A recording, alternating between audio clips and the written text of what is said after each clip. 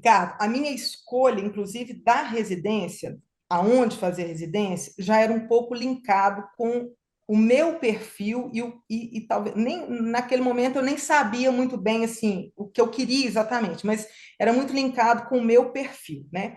Esse perfil assim de um profissional autônomo sempre combinou muito comigo.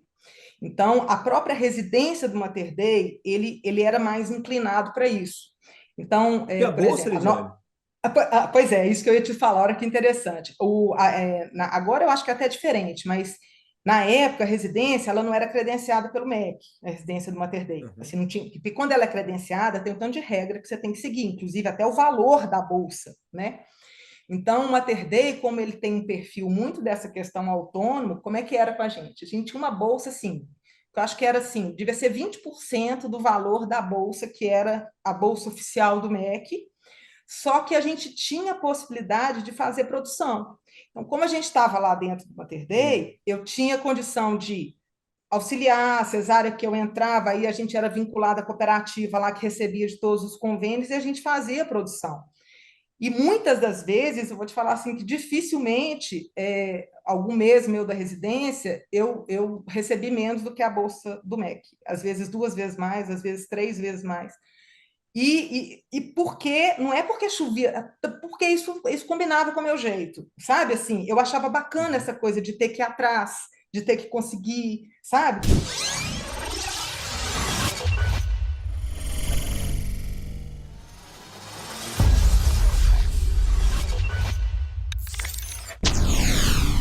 Fala, doutores! Eu sou Ricardo Valente, oftalmologista aqui do Rio de Janeiro, idealizador do canal Fala Doutores. Canal esse que você já vem conhecer, vem trazendo as celebridades aí para brilhantar a nossa vida. E hoje tenho aí uma super celebridade direto de Minas Gerais, doutora Lidiane Lemos, médica gineco-obstetra, anos de medicina focada em atendimento superhumanizado, conselheira de administração da Unimed BH, amante do Valor e Saúde, mais uma grande pupila do Grande Clemente, esposa, mãe de duas, super história e muita coisa para a gente conhecer. Fala, doutora Lidiane, tudo bem?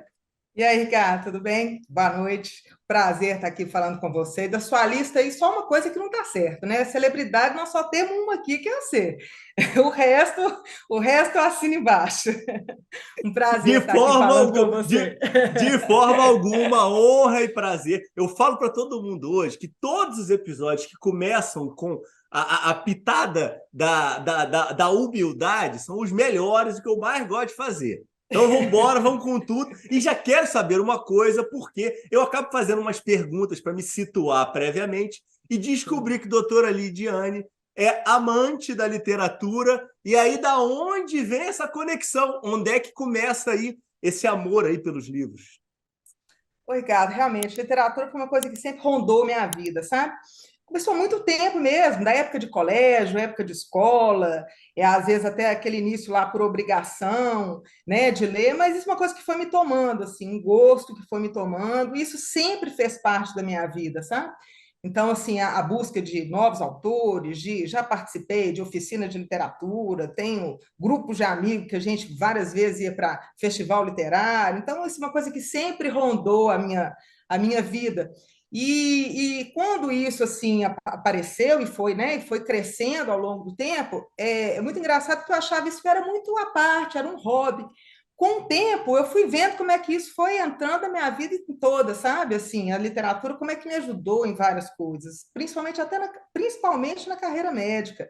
Eu acho que a literatura é um grande exercício de empatia que a gente tem. Na hora que a gente entra num livro e vê aquela história daquele outro personagem, você se coloca numa outra história, e eu acho que a gente, como médico, tem que fazer muito isso, né? É um grande aprendizado. Então, isso foi um contínuo, uma coisa que foi crescendo e realmente eu sou uma ficcionada. Gosto muito, não tem profissionalismo nenhum nisso, não tem compromisso nenhum de, sabe, de ter que ter conhecimento teórico e tal, mas é um hobby delicioso, assim, que eu não consigo ficar sem mesmo.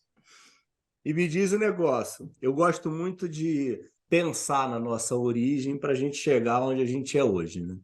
E aí, até trazendo essa questão da leitura e tudo mais. Como é que era a tua composição familiar aí, teu início de tudo, e tinha estímulo de leitura dos teus pais? Bem, minha família é uma família pequena, né? A família nuclear, assim, só tem um irmão, que é 4 anos e meio mais novo do que eu, então eu e ele, e nós sempre morávamos, minha mãe, meu pai, eu e meu irmão. O estímulo de leitura realmente sempre vinha da minha mãe, sabe? Minha mãe, ela foi professora a vida toda, e ela sempre trouxe isso como um valor, assim, sabe? E mais importante como trazer como valor, eu vi, assim, que ela uma dona de casa, uma professora, mas assim, ela sempre tinha um livro, ela sempre estava lendo uma coisa. Naquela época, eu ainda sou da época que vendia as enciclopédias, né? E vendia aqueles coleções de livro, e ela gostava de comprar e deixar na estante, inclusive livros de literatura mesmo, às vezes até mais novinha lá, quando eu tinha uns 7, 8 anos, de literatura infantil, e sempre falava, oh, é importante ler e tal. Então, ela foi uma pessoa que sempre estimulou. Meu pai, até que não, ele não. Meu pai tem uma história muito engraçada que ele falava assim: meu pai é dentista, ele era dentista, e ele falava assim: ah, não, tem morro de preguiça de ler um livro, e eu nunca li um livro inteiro, um livro de literatura, eu nunca. E ele falava isso como se fosse um valor, assim, sabe? E é muito interessante, porque ele foi uma pessoa, assim, extremamente batalhadora, uma pessoa que saiu do interior, veio sozinho, trabalhou, estudou, conseguiu fazer uma faculdade, assim, o único da família dele. E aí, quando ele me falava isso, eu falava assim, pai, você chegou aqui sem ler, imagina se você tivesse lido, o que que você teria transformado? Então, era até meio que uma brincadeira que ele fazia, apesar de, assim, apoiar e dar um valor enorme para o estudo, ele tinha essa coisa da literatura, ele brincava com isso, sabe? Então, era nós quatro, assim, minha mãe, meu pai e meu irmão, e tinha minha mãe sempre, né, aquela bem postura de professor mesmo, de estimular muito estudo, de estimular a leitura, sabe? Muito rigorosa, assim, de olhar a prova, olhar trabalho, olhar caderno. Então, assim, isso sempre foi uma coisa muito próxima na minha vida, assim, que isso era um valor e que isso era muito importante, sabe? Acho que E tinha ajudou. compartilhamento, Lidiane, entre eles dois, dessas atividades aí acadêmicas, ou era 100% da tua mãe aí que tomava conta desse espaço com vocês dois? Era assim, tinha um compartilhamento do ponto de vista de que o dia a dia, né, o executivo era ela. Ela que tomava conta, ela que acompanhava, mas apesar, assim, ficava bem claro que ele ficava tranquilo que ela fazia essa parte, sabe? Assim, para ele era importante que isso fosse feito, né? E aí ficava mais para a parte dele a questão de conseguir, né, oferecer isso, de conseguir pagar, apesar dela também sempre trabalhou, mas ela era professora, então um salário mais baixo e tal. Então, ela não conseguia prover tanto em casa e ele sempre se esforçou muito nessa questão do estudo, sabe? De tentar, né, de esforçar para poder pagar. Então, ficava claro que era uma boa parceria, assim, sabe? Eu brinco que se a gente fosse levar para o mundo aí da gestão, ela seria o CEO, ele o presidente do conselho, sabe? Porque ela ficava lá no dia a dia e ele lá na estratégia, fazendo as coisas acontecerem. Então, é uma boa parceria e quando eu penso nisso, eu penso assim, realmente a função dos dois ali foi importante, que eu sabia que um apoiava o outro assim nessa, e era muito importante para eles essa questão de realmente de fornecer educação, de oferecer, né, a melhor possibilidade, mesmo com muito esforço. Então, é uma memória muito boa disso, assim, sabe? E me diz o negócio, tacando fogo aqui no parquinho. E aí hoje, você trazendo para a tua realidade, a gente tem um outro momento da mulher no mercado de trabalho. Você é uma super profissional, trabalha para caramba, um monte de atividade, teu marido também trabalha. Vocês conseguem encontrar aí esse equilíbrio? Sim, isso é difícil mesmo, né? E a gente acaba trazendo essa experiência, né, Ricardo? De mesmo a gente trabalhando, mesmo tem uma coisa que a gente começa a assumir assim como mãe e fazendo sozinha às vezes e compartilhando menos. Eu sempre te prestei muita atenção nisso e ao longo do tempo eu fui vendo essa necessidade de compartilhar essa responsabilidade também, sabe? E por questões assim logísticas, acaba que as minhas filhas hoje, eu tenho duas filhas que, né, hoje não demanda assim essa minha proximidade, Uhum. assim, uma tem 15, outra tem 13, né, são autônomas, resolve a vida, a gente dá sempre aquela olhada para como é que está indo, mas não é aquela coisa de estar do lado, mas a gente, por uma decisão até de casal, assim, que é nessa parceria, o que que a gente fez? Antes da gente ter filho, a gente mudou para Betim, que é da região metropolitana aqui de Belo Horizonte. A gente era casado, morava em Belo Horizonte. Eu comecei a trabalhar aqui em Betim e a gente não tinha filho ainda e a gente decidiu morar aqui, apesar do meu marido trabalhar em Belo Horizonte, quando eu comecei a trabalhar aqui em Betim. E essa opção foi porque eu trabalhava muito, era obstetra, ele não é médico, ele tem um horário mais regular, e dava muito Uhum. plantão, saía de madrugada, então assim, era muito, e tinha um mercado bom aqui em Betim que eu resolvi me colocar toda aqui. E aí ele falou: não, vamos ficar em Betim, que é mais fácil para você. E nisso, um tempo depois, a gente teve filhos. Então, assim, Uhum. e para ele trabalhar, quer dizer, não tem como, ele saía cedo, trabalha em Belo Horizonte, longe, e voltava à noite. Então, assim, é um esforço de trabalhar, de morar mais longe, e eu aqui em Betim, mesmo trabalhando muito, apesar de ser uma cidade grande, muito perto de Belo Horizonte, é muito mais fácil a questão da distância, da proximidade. Então, eu conseguia, assim, e ainda mais sendo uma profissional liberal, eu conseguia ter uma liberdade de horários, num momento Uhum. onde as meninas eram menores, assim, de dar mais assistência, de estar mais em casa, naquela época que você precisa sentar para fazer dever de casa, né? Então, assim, é uma questão que é uma parceria. Não tinha como eu cobrar que ele fizesse isso também, porque para eu ter essa proximidade, gastar 5 minutos para ir para o consultório, 5 minutos para ir no hospital, Uhum. ele andava aí mais de 70 quilômetros por dia, né? Então não tinha como falar assim, ah, não, você tem que dividir isso, porque ele ia chegar e ele já estava dormindo.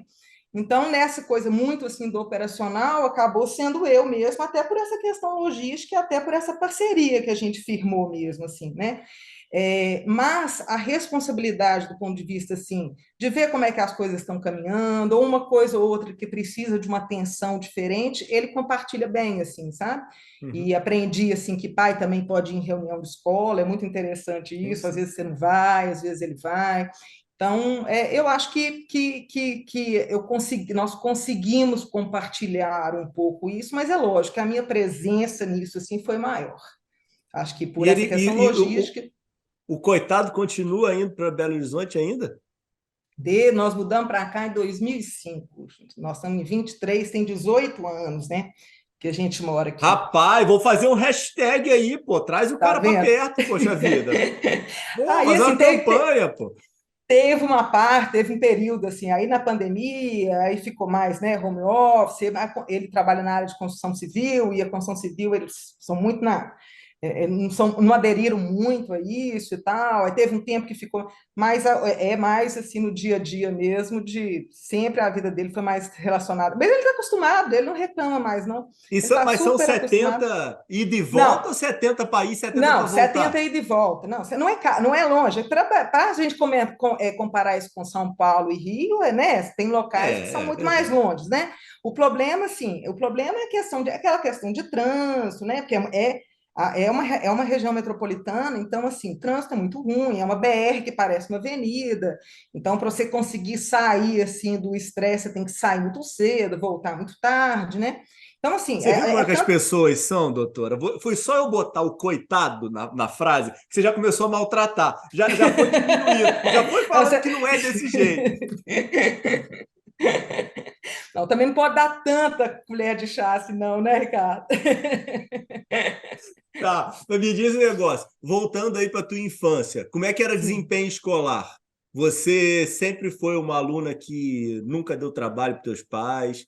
Era rebelde? Teve algum momento aí de desequilíbrio desses estudos? Como é que foi Não, essa não. construção até você chegar em Não, vestibular? eu era uma estudante bem assim, bem obediente, bem disciplinada. Eu mesma, assim, eu lembro, eu como estudante, achava importante ser uma boa aluna, achava importante ter boas notas.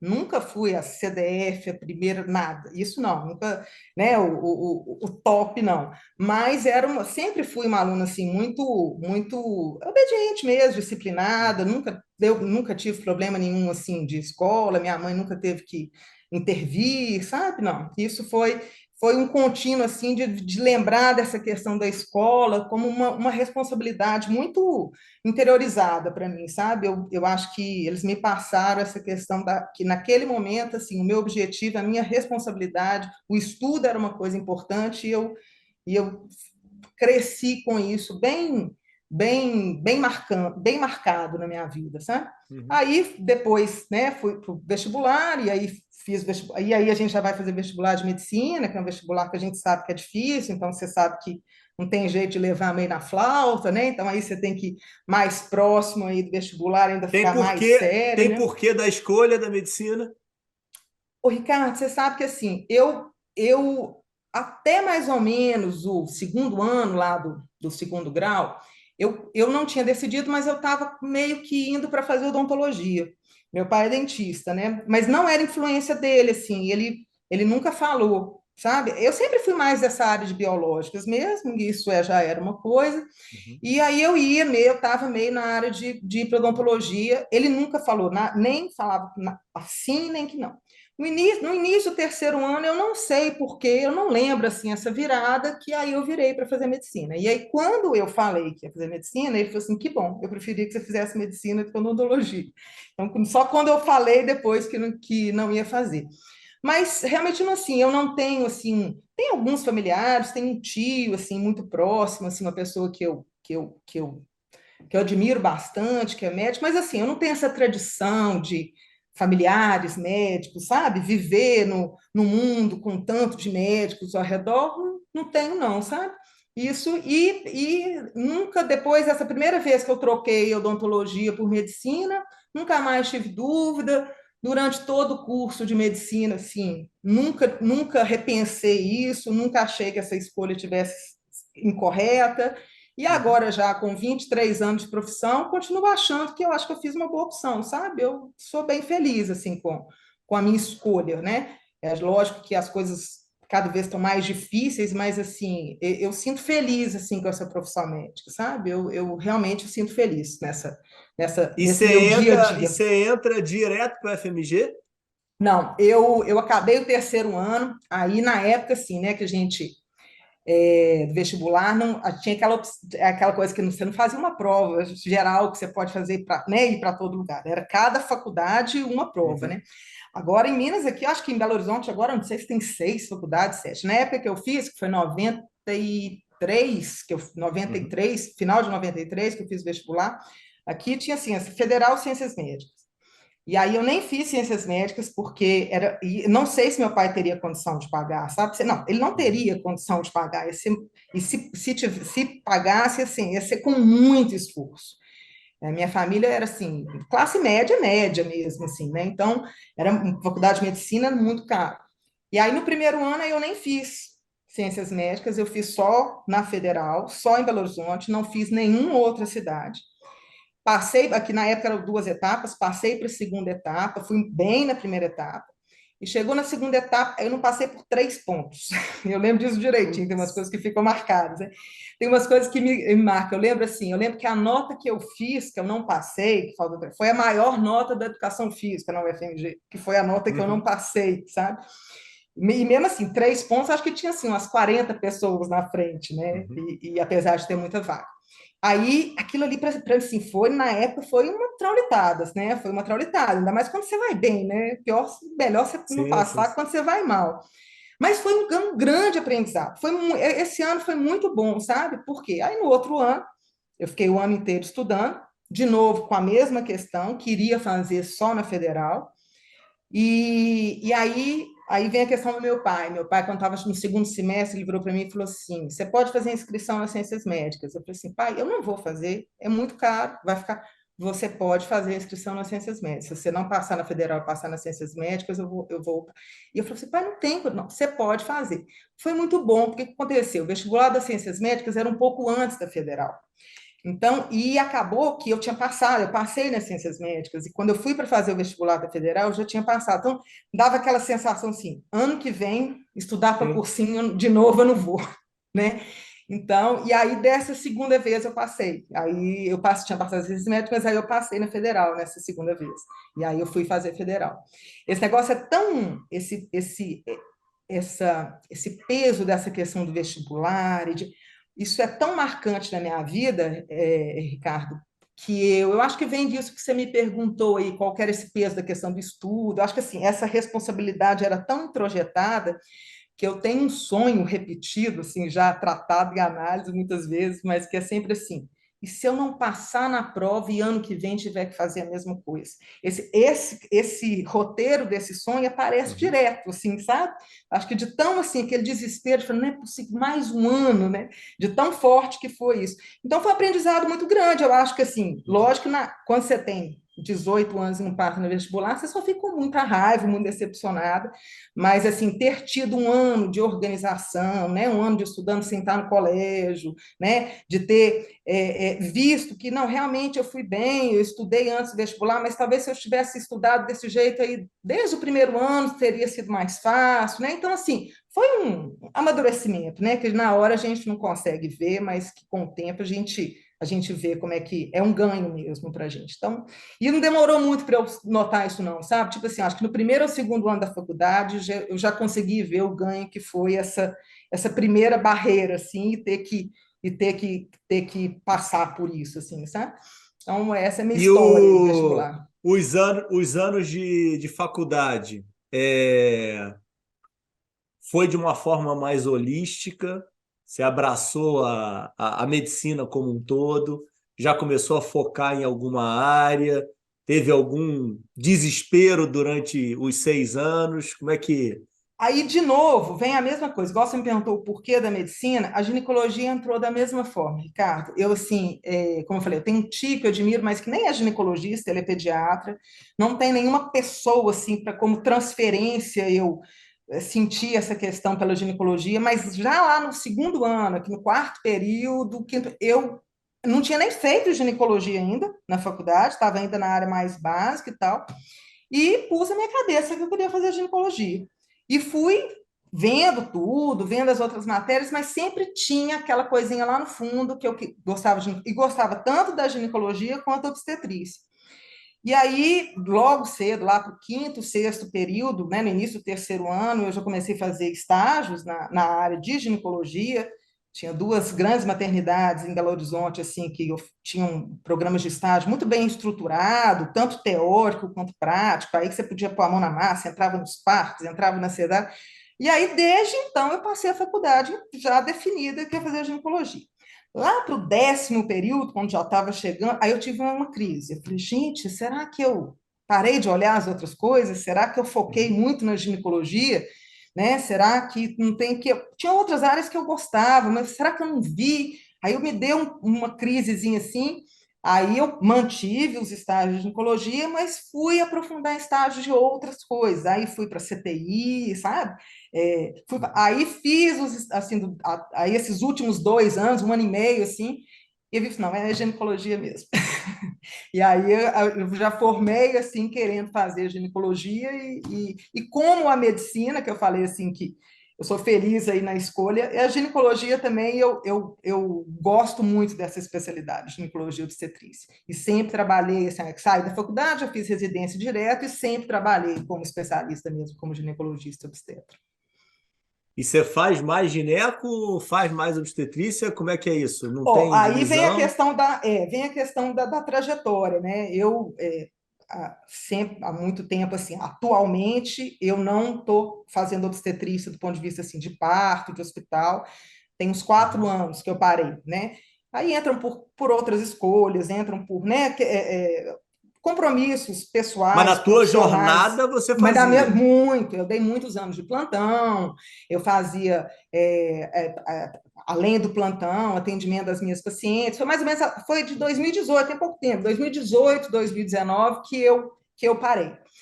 Mas eu parei, por exemplo, obstetrícia, eu parei de fazer parto, mas no consultório eu ainda atendo muito obstetrícia pré-natal. Então, eu vou te falar hoje que meu atendimento, assim, em torno de uns 30% é obstétrico e 70% é ginecologia. E Então, eu não tem faço problema isso, obstetrícia. não? Como é que é essa realidade para você? Curiosidade agora total minha aqui. Sim, Essa história do você fazer todo o acompanhamento pré-natal e não e realizar não o fazer. parto. Isso é muito interessante, cara. Primeiro, assim, mesmo na época que eu fazia o parto, não tinha condição de fazer todos os partos. Dependia de algumas Tá. situações, dependia do hospital de plantão, às vezes mesmo indo fora. Essa questão do obstetra fazer o parto, isso é uma coisa muito brasileira, né? Muito cultural. E eu acho que tem muito a ver com a nossa identidade, com o nosso, a importância do nosso laço afetivo, que é um valor. Eu não acho que seja um desvalor, não, né? Uhum, Então, a gente é muito apegado a essa questão. Quando a gente vai ver onde os serviços obstétricos funcionam bem, em outras partes do mundo, né? Até o pré-natal é feito por equipe, né? Não é uhum, nem o uhum, uhum, pré-natalista uhum, separado, né? Então, é uma mudança, assim, é lógico que tem pacientes que querem lá que o médico, o obstetra do pré-natal que acompanha o parto, mas isso é uma questão que eu, por exemplo, com todos os pacientes pré-natal, começo a fazer pré-natal, e isso já é conversado, pessoal, olha, eu sou obstetra, faço pré-natal, mas eu não faço parto. Ah, mas eu queria, não, totalmente, né, legítimo, então você pode procurar um colega que faz, então tem alguma outra que fala, não, então agradece, às vezes vai, faz o parto com a uhum, pessoa e volta a continuar sendo meu paciente. E as pacientes que continuam, o que que a gente tem? A gente tem um hospital de referência, né? Então a gente tem um hospital onde tem uma equipe que a gente usa esse hospital como usa assim. Ele é uma referência para ela de urgência. Então, aí que eu explico, olha, se a gente durante o pré-natal eu ver que né, precisa de alguma conduta, eu vou encaminhar. Eu conheço várias uhum. pessoas da equipe do hospital, consigo ter um contato assim, né, um diálogo. Às vezes, olha, vou mandar meu paciente para ir ou se entrou em trabalho de parto, chegou lá na equipe, o plantão assume.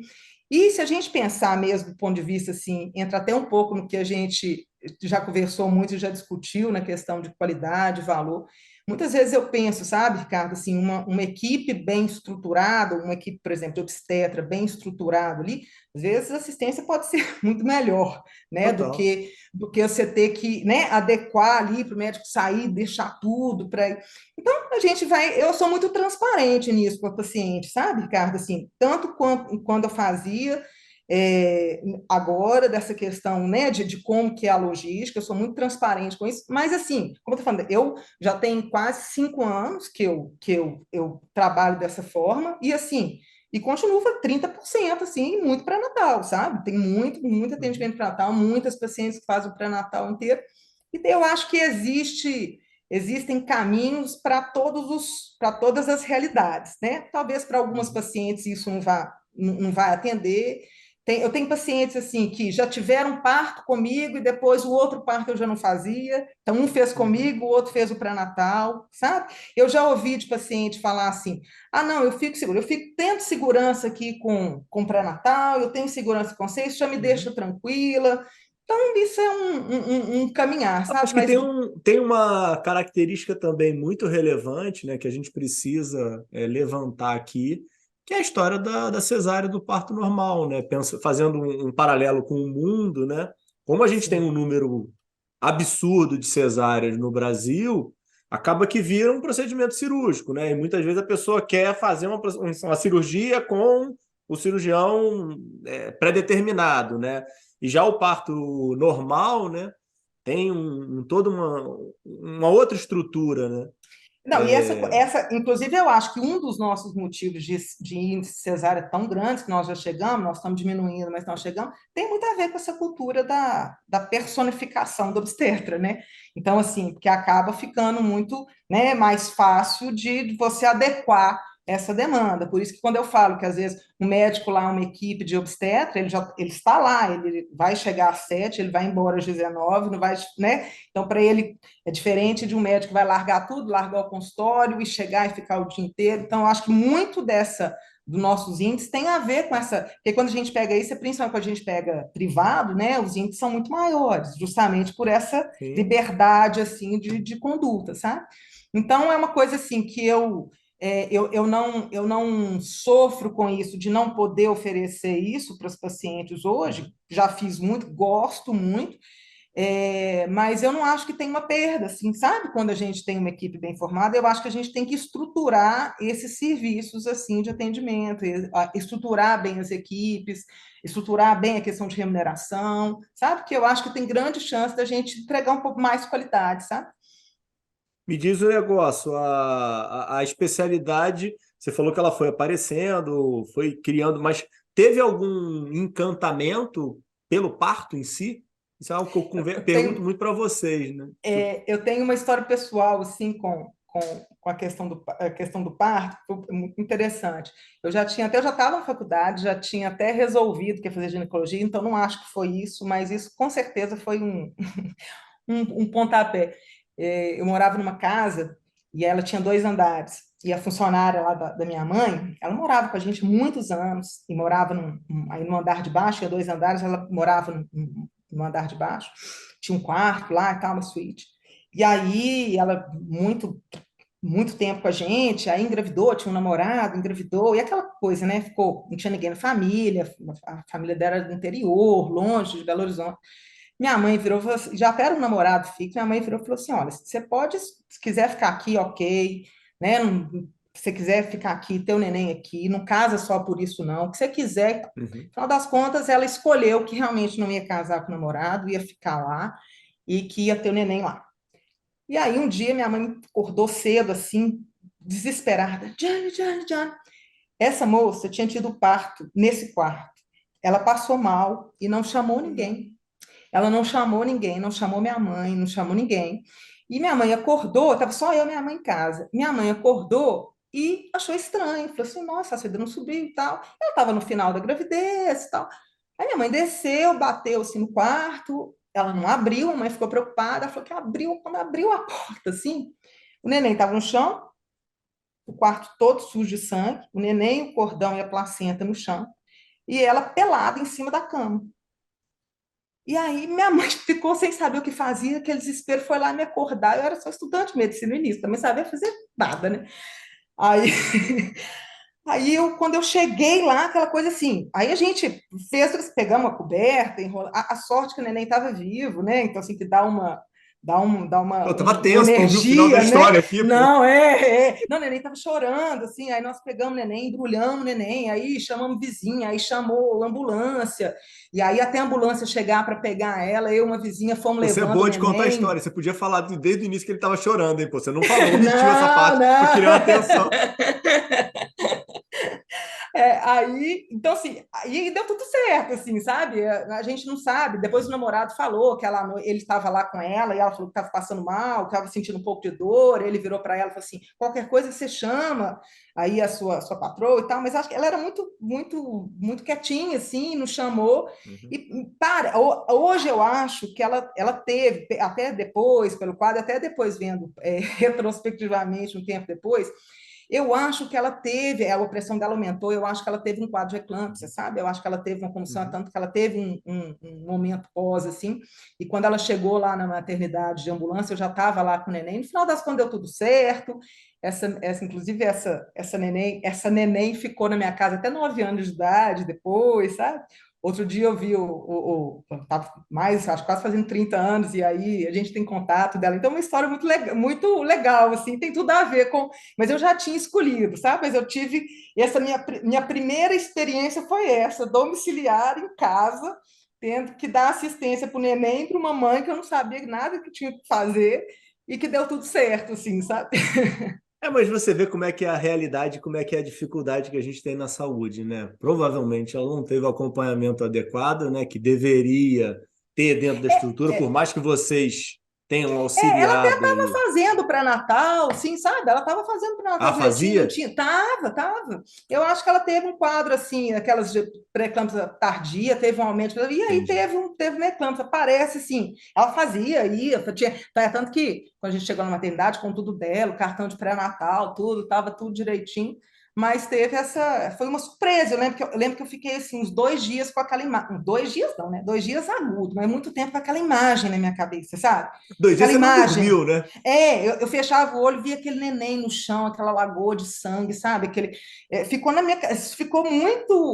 muito gravado assim na minha cabeça. Mas eu já Eu tinha acho que você, resultado muito nisso, eu mas acho eu que você já tinha tinha que, eu acho que resolvido. você tinha que, ainda bem que você já tinha resolvido, porque eu acho que se eu fosse você, eu tinha desistido.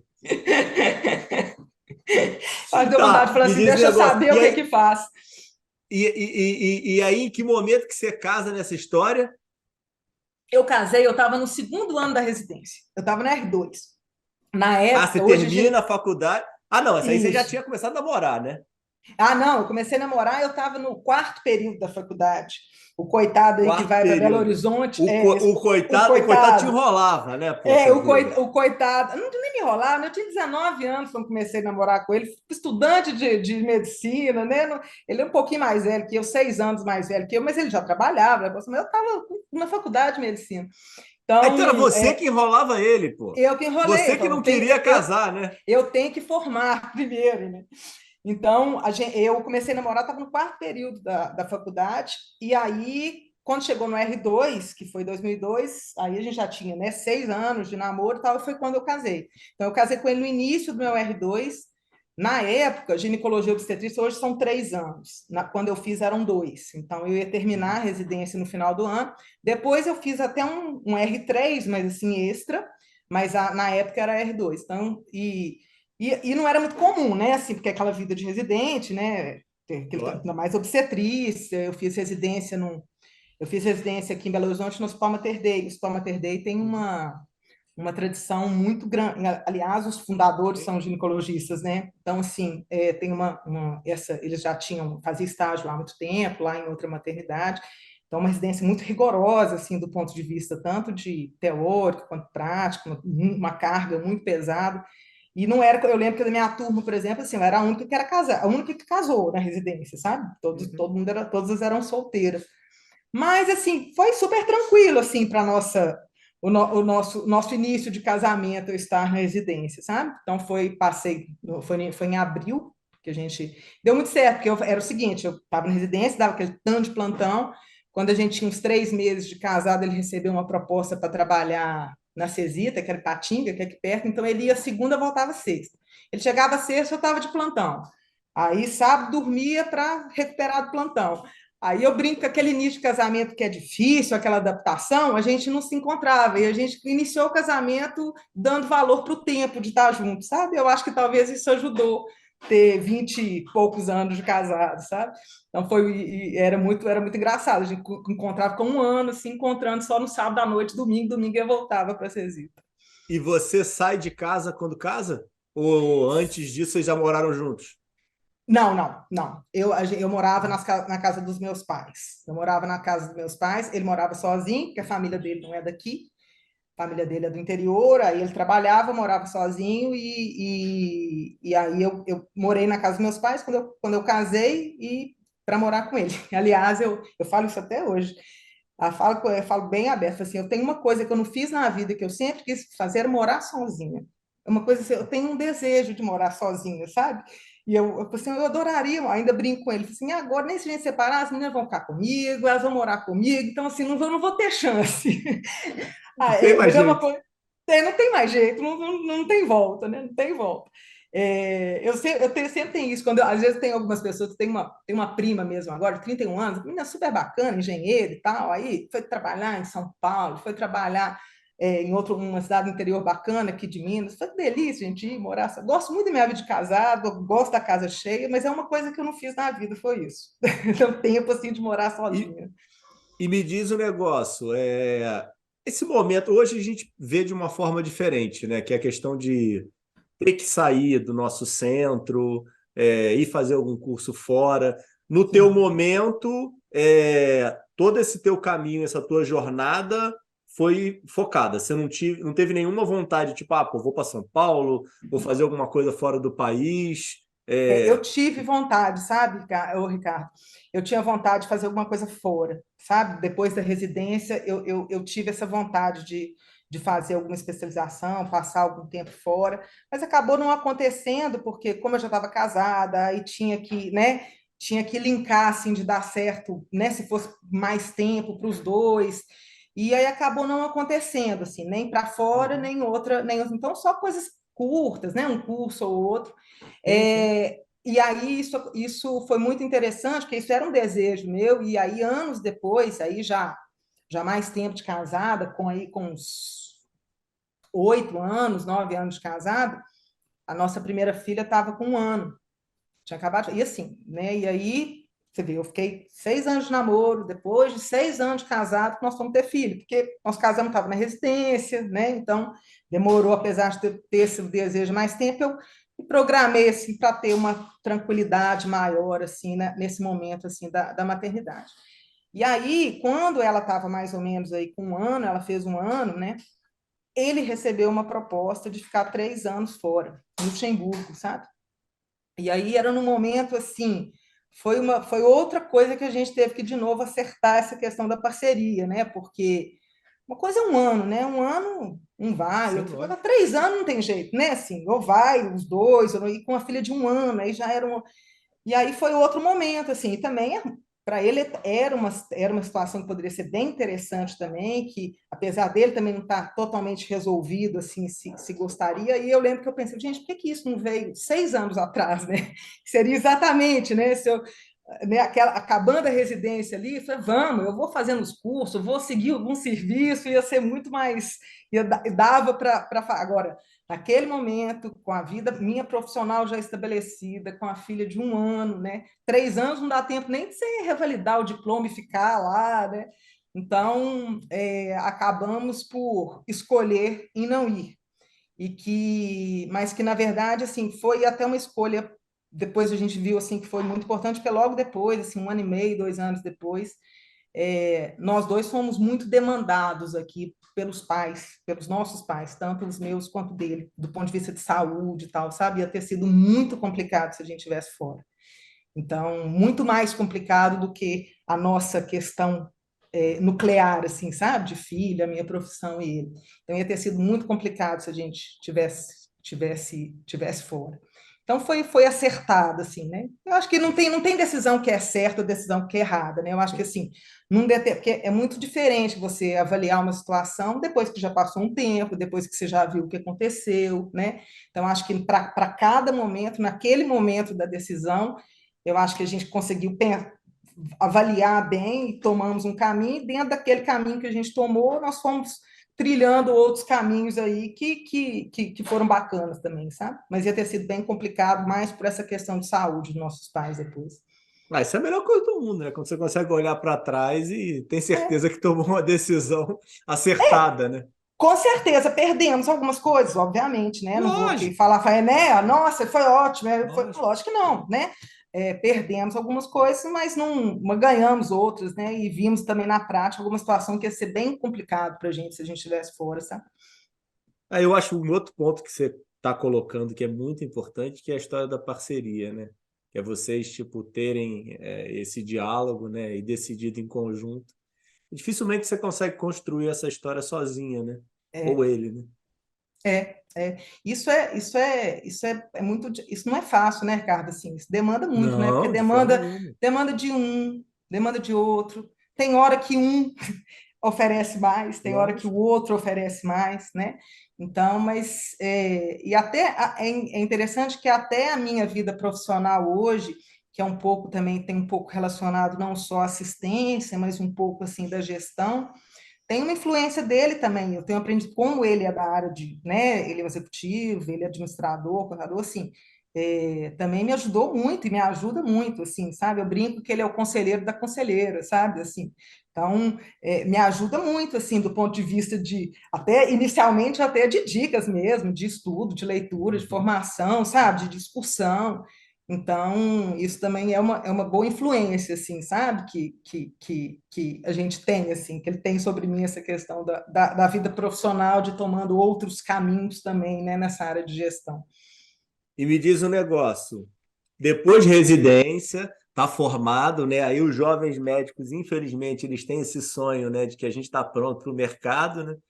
E aí, como é que você, o que você escolheu para a tua jornada como próximos passos de trabalho? Você abriu consultório, ficou na Mater Dei, onde é que você ficou? Como é que foi Ricardo, e como é que é a prática? Coloca até outra coisa, junto à tua resposta, uhum, desculpa te uhum. interromper, mas como é que é a realidade de vocês na maioria dos ginecologistas e obstetras, em relação Uhum. a vocês abrem consultório, vocês trabalham mais como plantonista, ficam vinculados a uma grande rede? O que é o mais comum?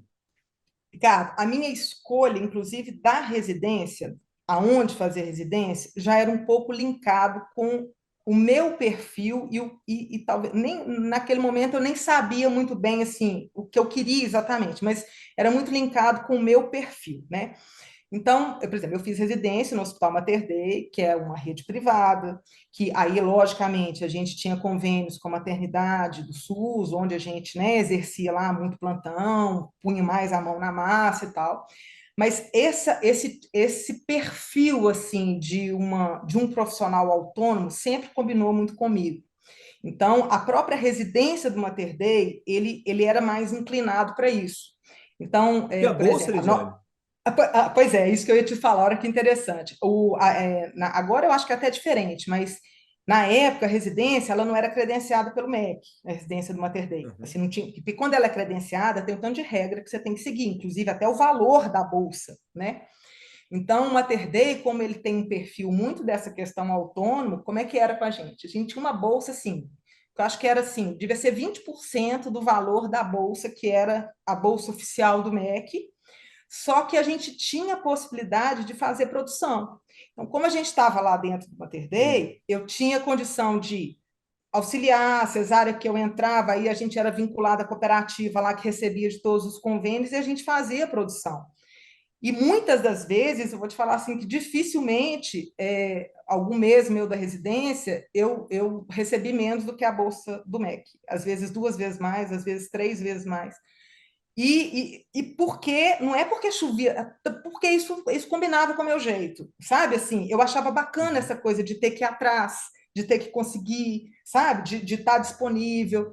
Então, aí, com isso, por exemplo, tinha equipes de ginecologista que, além do aprendizado lá da cirurgia, eu me colocava disponível. Oh, eu posso vir ajudá-los, até fora do meu plantão, eu posso vir ajudar. Você fala isso uma vez, você fala dois, na terceira a equipe já te chama, porque você chega lá Sim. antes, você monta a mesa, você olha o paciente depois.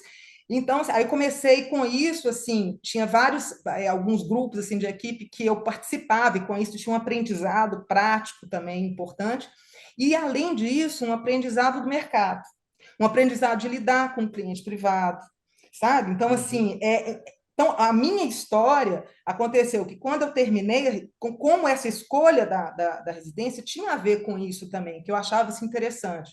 Então, quando eu terminei, eu fui fazendo um mix de coisa, dava plantão em algum lugar, até privado também, tinha oportunidade, fui abrindo consultório, atendia alguma clínica, e era, agora, se você pega, por exemplo, ao mesmo tempo, eu vi a residência, por exemplo, de obstetrícia lá do HC, né, Uhum. da UFMG.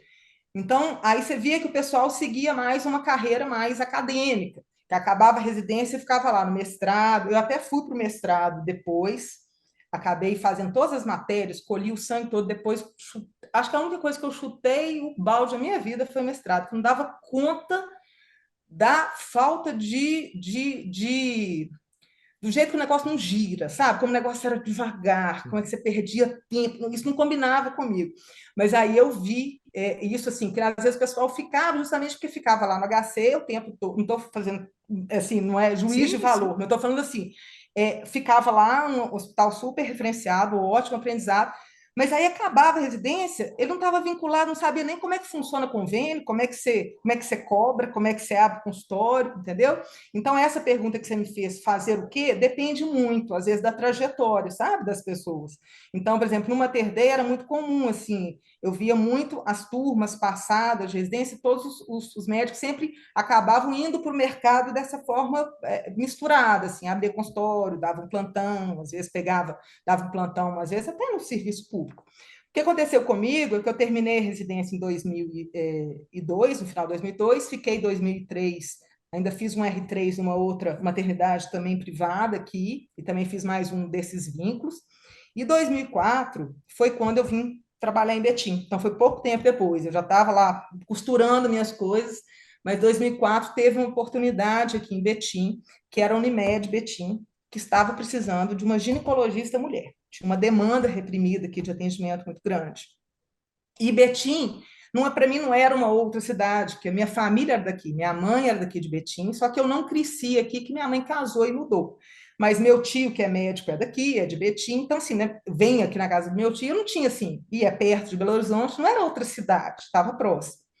E aí, quando eu vim para Betim, que foi em setembro de 2004, pela Unimed Betim na época, que não existe mais, porque hoje a Unimed Betim foi incorporada, hoje não, foi em 2012, a Unimed Betim foi incorporada pela Unimed BH. Quando eu vim em setembro, que eu falei assim, gente, eu andei 40 quilômetros e o mercado é outro, a realidade é outra, a cultura é outra. Não tem briga de foice aqui de colega com colega, está sobrando trabalho. E eu acho que como esse meu perfil meio autônomo, assim, eu enxerguei isso, eu passei de setembro de 2004 a abril de 2005 só fazendo a transição das coisas que eu fazia lá. Eu fazia ultrassom também, eu tinha ido para Ribeirão Preto fazer curso de ultrassom. Em abril de 2005, quando eu mudei para Betim, eu larguei tudo em Belo Horizonte e desde então eu trabalhei só em Betim. E já assim, no hospital aqui, no consultório. Então, assim, eu tenho consultório. Em Belo Horizonte eu já tinha desde depois da residência, mas quando eu vim em 2004, eu já abri meu consultório próprio aqui em Betim, com pouco tempo, 2 anos depois da residência. E aí fiz minha vida aqui. Fiz minha vida aqui. Muito tempo E no você foi como hospital, no cooperado ou era consultório. prestadora de serviço para a Unimed? Cooperada. Foi assim, além dessa questão do mercado, né, dessa demanda, teve essa questão de realmente entrar no cooperativismo médico. Para mim, foi uma grande mudança assim de chave, assim, sabe? Não mudança, foi um grande momento assim para mim. Eu me senti super acolhida nesse ambiente da questão da cooperativa.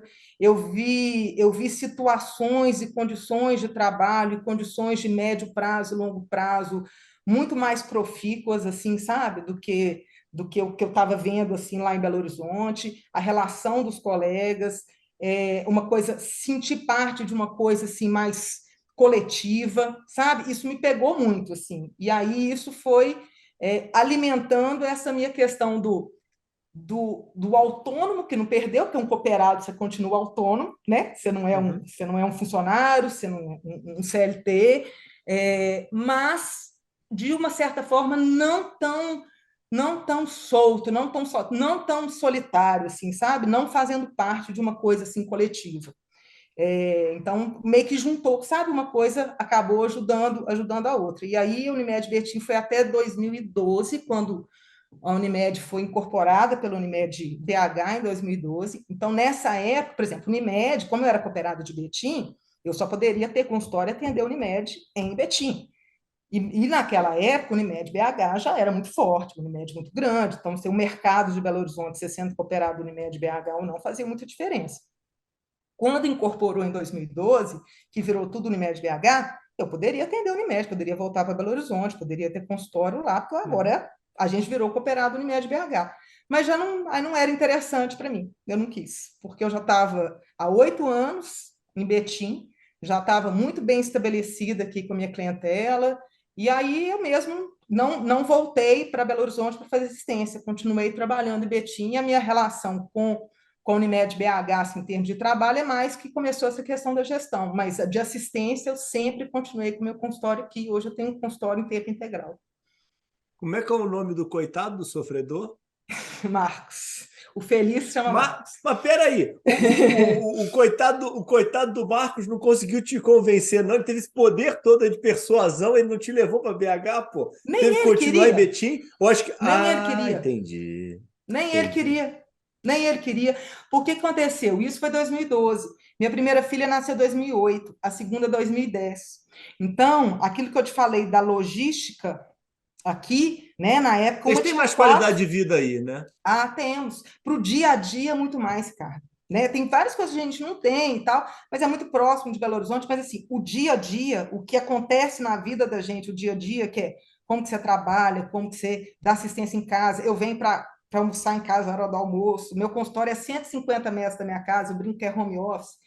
Então, assim, e nessa Suas época, filhas minha estudam aí ou tem que estudar em BH? Aí, não, o que que elas. E nessa época, uma tinha 4, eu tinha 2.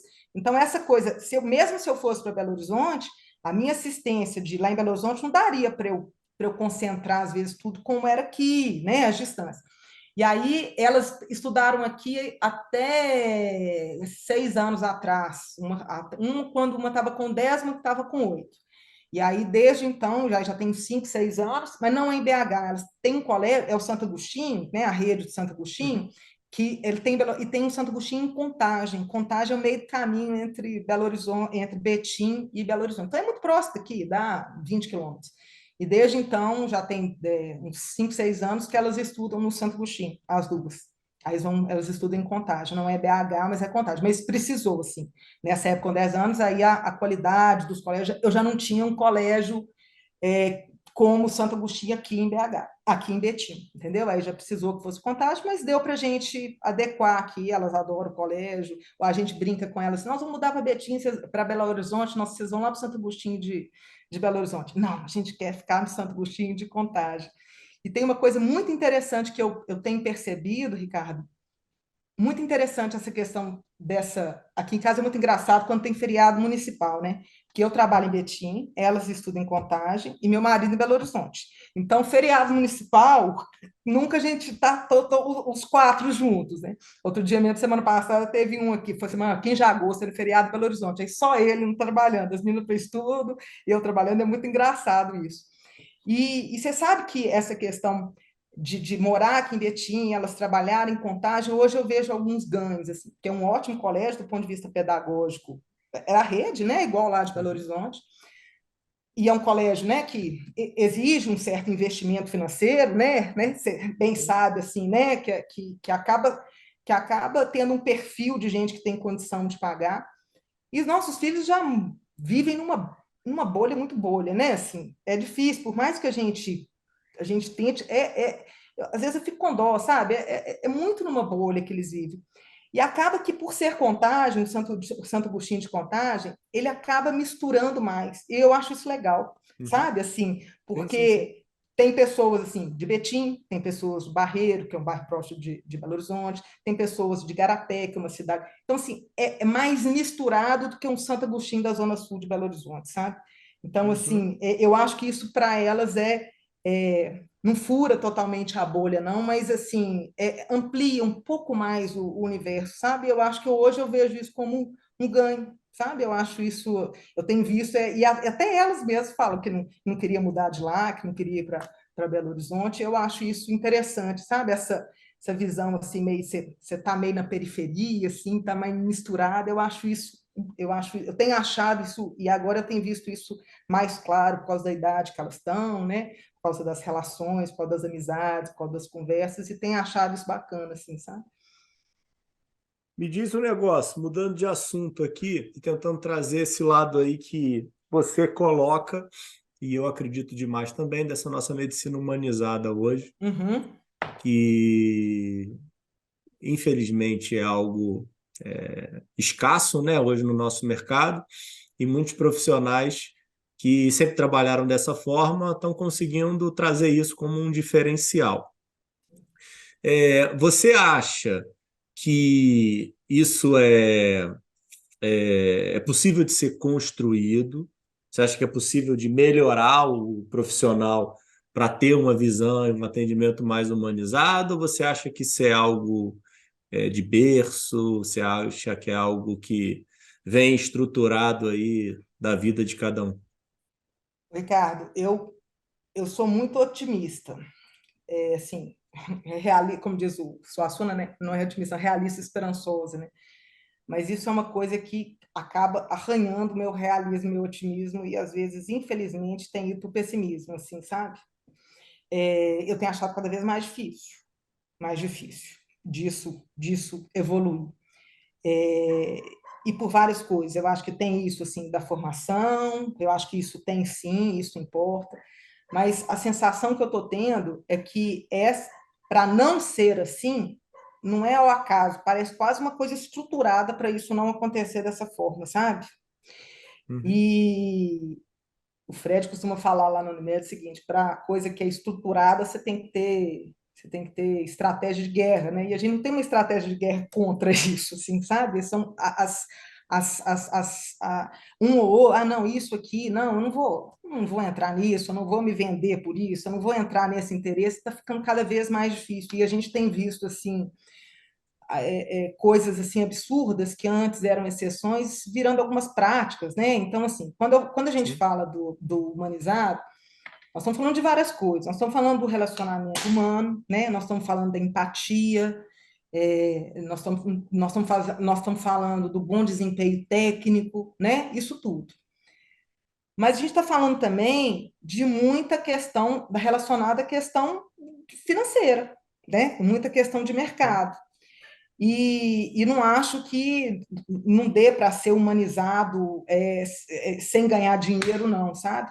Mas as situações onde, infelizmente, os colegas estão caminhando, né? Assim, se vendendo por qualquer coisa, entrando nesses modismos, e aí isso não é à toa, tem uma demanda do próprio paciente, né? Então, assim, Uhum. tá ficando muito difícil, tá ficando muito difícil, e fazer essa medicina tá ficando cada vez mais difícil mesmo, porque, Verdade. né, é muito isso que me dá assim, às vezes eu começo a ficar meio pessimista com isso, aí parece que aparece um caso ou outro, um consultório assim que eu vejo e falo, não, tem fundo, tem luz no fundo do túnel, assim, só ter um pouquinho de paciência, conversar, explicar. Então, na minha área, por exemplo, essas marketagens, essas picaretagens toda de hormônio, de chip da beleza, essas coisas, aí vai no consultório de um colega esquetérrimo, parará. Aí vai lá e você vai explicar, não é para, não, isso não faz bem, não, isso não está regulamentado, não, isso tá... Aí fica parecendo assim, que eu sei que é a má informada, né? Eu sei que não está Uhum. suficientemente, e eu acho que humanizado é isso também, né? Obviamente, né? Você dá o que precisa, você ter um olhar crítico para as coisas, mas assim, eu me sinto muito tranquila de poder trabalhar do jeito que eu quero, entendeu? Assim, de falar, explicar o que que eu quero, falar assim, olha, isso a depender do diálogo ou do entendimento da pessoa, às vezes a gente fala as coisas mais às claras, né? Um dia uma paciente Uhum. muito com grau assim, sabe? Entendi uma situação, eu falei com você aqui. Você acha que eu já fiz cesárea, tirava. Você acha que eu não sei colocar um implante no Uhum. bumbum, no músculo? Você acha que por que que eu não estou ganhando esse dinheiro? Por que que eu estou ganhando 5, 6 mil aqui para colocar isso e estou fazendo uma consulta aqui, atendendo pelo convênio? Você acha que eu não sei fazer isso? Então, assim, tem motivo para uns fazerem e outros não, né? Então, assim, você acha que eu não sei de hormônio? Eu te falo aqui das pílulas, a gente conversa. Você acha que eu não sei? Porque eu sei, se eu quisesse, eu faria, né? Tem motivo por que que uns fazem e outros não. Mas eu tenho ficado um pouco desanimada com isso, sabe, cara? Eu tenho ficado amedrontada também para onde que a gente está caminhando, sabe?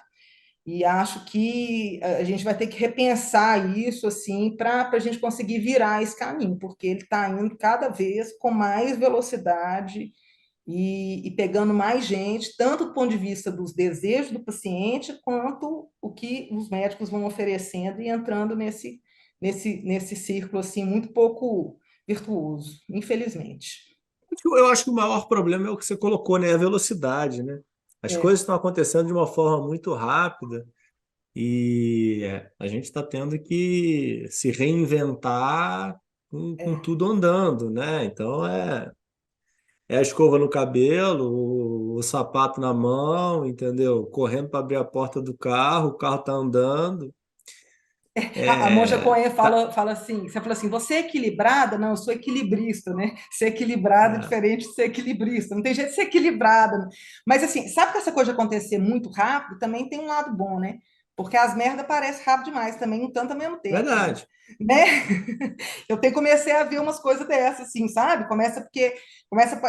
Aquelas condutas totalmente erradas, aí começa assim, meio que verdade, verdade, pipocar, verdade. né? Então, assim, quando eu falo que às vezes aparece uma luz, é isso. Eu estou começando a receber no consultório, não, mas aconteceu isso comigo, com a minha amiga aconteceu, agora está começando a acontecer, né? As pessoas estão vendo, as promessas estão caindo, assim, né?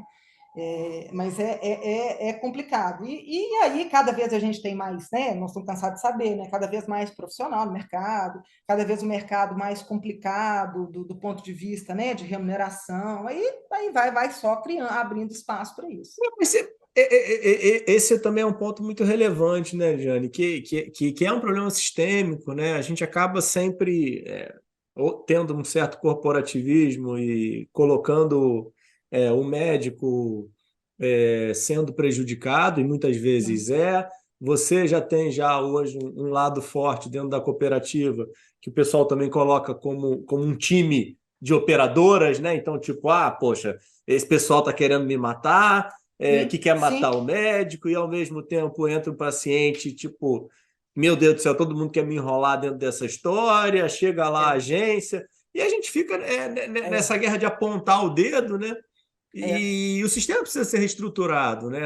Infelizmente, como você bem colocou, as coisas não estão boas, né? Dá para a gente querer ou tentar ter alguma visão otimista, mas eu acho que a gente tem que ser realista. A gente está vivendo um momento muito delicado em que a sim, entrega de serviço, por mais que a gente tente ser humanizado, está sendo muito difícil e você conseguir prestar um serviço de qualidade com uma remuneração sim, baixa, né? sim, E tá difícil de pagar bem para os médicos, né? sim, Tipo, sim.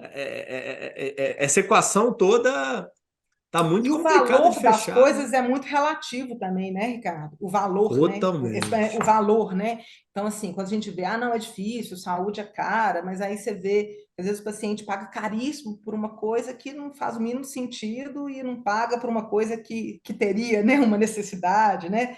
Então, Aí, assim, deixa eu pegar até esse teu gancho do valor. Eu queria entrar dentro da questão da uhum, cooperativa em si, como é que foi a tua história, mas já que você pegou esse gancho, vamos entrar aham. nisso aqui. Aonde que aparece o valor aí para você dentro dessa tua jornada? Onde é que você vê que pode ser que tenha algo sinérgico ou positivo que possa trazer algum benefício para o sistema? Eu acho que isso vem, Ricardo, justamente do que a gente vai ampliando o olhar, né? Até por obrigação, assim, na questão de estar lá na cooperativa, de começar a ver o sistema né, de uma forma mais ampla, né? Não só a cooperativa, não só a Unimed, mas o sistema Uhum. mesmo. Então, como você falou, né? Aqui a gente, o sistema realmente está muito disfuncional, a gente até discutiu sobre aquele livro lá, desse ano, que foi muito interessante, The Patient Priority, e ele Uhum. introduz o livro de uma forma muito interessante, ele fala que a gente tem uma tripla crise hoje, a gente tem uma crise de valor, de evidência e de propósito, e uma fortalece a outra. A crise de valor é essa crise que você não tem um gasto que vai só aumentando, aumentando, aumentando, sem necessariamente entrega de resultado, entrega de qualidade, né? Muito desperdício, muita coisa, desperdício de dinheiro, além de desperdício de dinheiro, fazendo mal para o paciente, muitas vezes, né? Então, essa é a crise de Uhum. valor. A crise de evidência é a questão dessa desconexão entre o que a gente tem de pesquisa clínica com a prática médica, né? Então, você tem lá, fiz lá, tem uma nova técnica, tem um novo remédio, fiz lá o estudo, realmente, ele é bacana. Mas ele é mais bacana do que o outro, que é um décimo do preço? Eu tenho, Uhum. né, assim, e aí, se aí tem toda a força aí da indústria farmacêutica de ficar julgando isso goela abaixo, e muito médico comprando isso, e muito sistema comprando isso. E acaba que tudo isso leva para a crise de propósito, porque começa a ficar difícil, como você está falando, está difícil, é difícil trabalhar num sistema desse, começa a ficar desinteressante para o médico, que está cada vez mais pressionado, está desinteressante para o paciente, que está cada vez mais caro e com menos resultado, né? E a gente fica. Então, assim, a questão do valor entra a partir do momento que eu começo a ter esse envolvimento maior assim, com a cooperativa e daí com o sistema, e de ficar claro que realmente nós estamos num sistema disfuncional, né? Assim, não temos, não tem caminho por aqui, né? Não tem caminho. Ele não é disfuncional agora, ele já foi ele sempre foi disfuncional há muito tempo. Mas o que eu vejo é que antes a gente às vezes tinha uma gordurinha para queimar com essa disfuncionalidade. Agora a gordurinha acabou, né? E aí a gente tem o último ano aí com esses resultados péssimos, Uhum. né? O pior resultado aí nos últimos 20 anos, sem muita perspectiva de melhora, né? Então, o valor ele encaixa muito nessa tentativa de ver esses caminhos, né? Onde que o valor de saúde pode entrar para a gente pensar em reestruturar o sistema, por onde reestruturar, como a gente organizar essa questão dos gastos. Então, tem muito a ver com esse olhar mesmo mais holístico aí do sistema e de achar esse caminho. Então, para isso, primeiro a gente tem que a gente tem uma experiência, né, na prática disso, né, na vivência. A cooperativa é muito interessante, ainda mais quando a gente está assim, igual eu estou no conselho de administração, você tem que ter uma capacidade, né, de tirar seu chapéu e entrar no outro, né? Porque é Uhum. muito interessante, porque assim, eu Difícil pra sou caramba, né? É muito difícil, porque assim, no consultório eu sou a médica cooperada que presta serviço para a Unimed, né? E o cliente, o cliente, a cliente que eu estou atendendo é o cliente da Unimed. Aí, quando eu estou lá no conselho, eu consigo ver esse cliente dentro da superintendente de vendas falando da carteira da empresa, né? E aí lá eu vejo uma coisa que o cooperado talvez está lesando a cooperativa, e aí a gente tem que tomar atitude, ver, falar assim, nossa, será que esse comportamento, no mesmo, não estou falando de falcatrua, mas às vezes tem comportamentos assim, não, mas isso talvez não é realmente não é bom para a cooperativa, e às vezes é bom para mim, né? Então, assim, esse é muito complexo esse sistema. E aí o valor entra. Então, a gente tem essa experiência da prática do dia a dia, de estar lidando, e aí eu começo a ter essa experiência de ver como um sistema, e ver do ponto de vista de gestão. Então, a gente tem que começar a ter repertório para pensar isso, né? Assim, não adianta só a gente, não, vamos estar aqui na gestão, vamos aqui, ó, fazer a planilha, vamos enxugar aqui, vamos. Não adianta, né? A gente tem que fazer isso também, mas não adianta. Então, o valor entrou muito nisso, assim, sabe? Nessa abertura, assim, de ter repertório mesmo, de conseguir pensar junto lá com o sistema todo e com os meus pares lá, algumas saídas, assim. E a gente vai vendo que faz muito sentido, né, Ricardo? Assim, faz Uhum. todo sentido, né? O que o valor se propõe faz muito sentido, mas não é fácil. Não é fácil de implantar, porque como a gente bem sabe, né, apesar de ser disfuncional, muitas vezes a disfuncionalidade é muito boa para em determinados pontos, né? Mesmo que as pessoas não enxergam que para ela que é bom, mas para tudo não vai ser e vai ser ruim para ela depois, mas ela não consegue ter essa visão. Né? É a mesma visão da cooperativa. Não, isso para mim aqui é bom, aqui, mas não é bom para a cooperativa. No final das contas, não vai ser bom para você também. É difícil ter essa visão. E outra coisa, a máquina tem que girar, né? O negócio está girando, né? As coisas, os atendimentos têm que acontecer, você tem que peitar muita coisa, você tem que mudar mudar alguns paradigmas que são difíceis, às vezes por interesse Uhum. financeiro e às vezes por falta de visão mesmo, Sim. né? Às vezes por falta de visão. Então ele entrou muito nisso, sabe? Nesse embrião assim de ter um pouco mais de repertório para conseguir enxergar esse sistema. Não, eu acho que precisa de muito mais, né? Sim, Apesar da gente já estar conversando sobre o assunto há um tema, né? Os estudos já têm alguns anos aí na mesa, né? Principalmente nos Estados sim. Unidos, mas eu acho que muita gente ainda não conhece o tema. É, eu acho que no mês passado eu estava lá dando aula no Suespar, né? Lá No, no o Paraná, swing, né? lá em Uhum. Foz, né? Lá em Foz do Iguaçu. E ele está falando de modelo de pagamento de valor para o cooperativismo, né? Mas, assim, eu acredito tanto nisso, assim, o encaixe desses dois temas, porque eu acho que você pensar em unidade de prática integrada é tão interessante para a cooperativa, sabe, de Uhum, você unir os uhum, profissionais, de você ter uhum. todos eles vinculados, a questão de você ter mais informação, porque a cooperativa não pode funcionar com disfuncionalidade. Sim, Óbvio que a gente sabe que funciona, mas com benefícios individuais. sim, Então, com certeza você tem uma visão completamente diferente do sistema cooperativista da Unimed hoje do que você tinha quando você entrou em Betim, né? com Então, certeza. é um modelo tão rico para o país, e eu acho que a gente tem que pegar, né? E aí eu acho que a gente tem que levantar o modelo como um exemplo mundial, né? Por Sim, mais sim, de todas esses percalços que acontecem no meio do caminho, pega aí, tipo, a dificuldade que a gente está vivendo aqui no Unimed Rio, Unimed Cuiabá, Unimed Paulistana, sim. esses eventos aí, que é outlier, né? Se você parar para pensar, né? Tipo, o sistema como um todo, ele tem muito a acrescentar para o país e, assim, não tem nenhuma possibilidade do país hoje, da saúde do país hoje funcionar sem a Unimed, né? O sistema Unimed hoje, a gente pega quase 40% dos beneficiários, né? Nós temos 19,5 milhões de Uhum. beneficiários dos planos de saúde, eles são. Nós temos, o sistema como um todo, nós temos quase 120 mil médicos cooperados.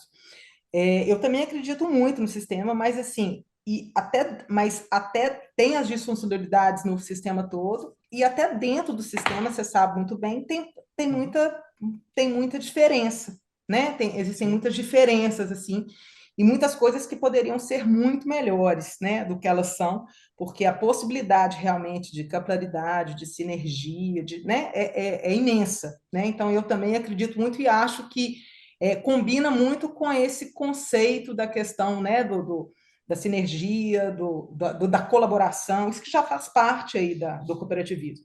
Então, assim, a Unimed BH é uma singular que é muito sólida, né? Assim, é muito Uhum. sólida, é a maior singular que tem, né? Uhum. Apesar, hoje mesmo saiu no valor 1.000, é a sexta maior operadora do Brasil e nós temos uma área geográfica limitada, né? Sim. Assim, todas as outras cinco atuam no território inteiro. Hoje nós estamos com 1.600.000 clientes, metade de Minas Gerais. Minas Gerais tem 3 milhões e Muita 300. gente, né? Sei, 1 milhão. E assim, começamos o ano, se não me engano, com 1.500.000. Acho que nós já aumentamos, assim, esse ano, acho que foi 70 mil vidas. E num ambiente de concorrência, né? Assim, os concorrentes agora vindo para Minas Gerais Mas tem mais mais plano fortalecidos. individual também, Lidiane? Não. Não, menos, né? Individual é em torno de 15%, é mais coletivo mesmo, né? Tem uma adesão das Uhum. associações, o individual, mas o mais forte também é o empresarial, é o coletivo. Uhum. E aí, assim, e mesmo na Unimed, com toda, assim, a solidez, o crescimento, a gente vê muita coisa que a gente tem que adequar e às vezes a gente paga o preço. Ser grande é bom e é ruim, né? Assim, tem Sim. coisas que facilitam e tem coisas.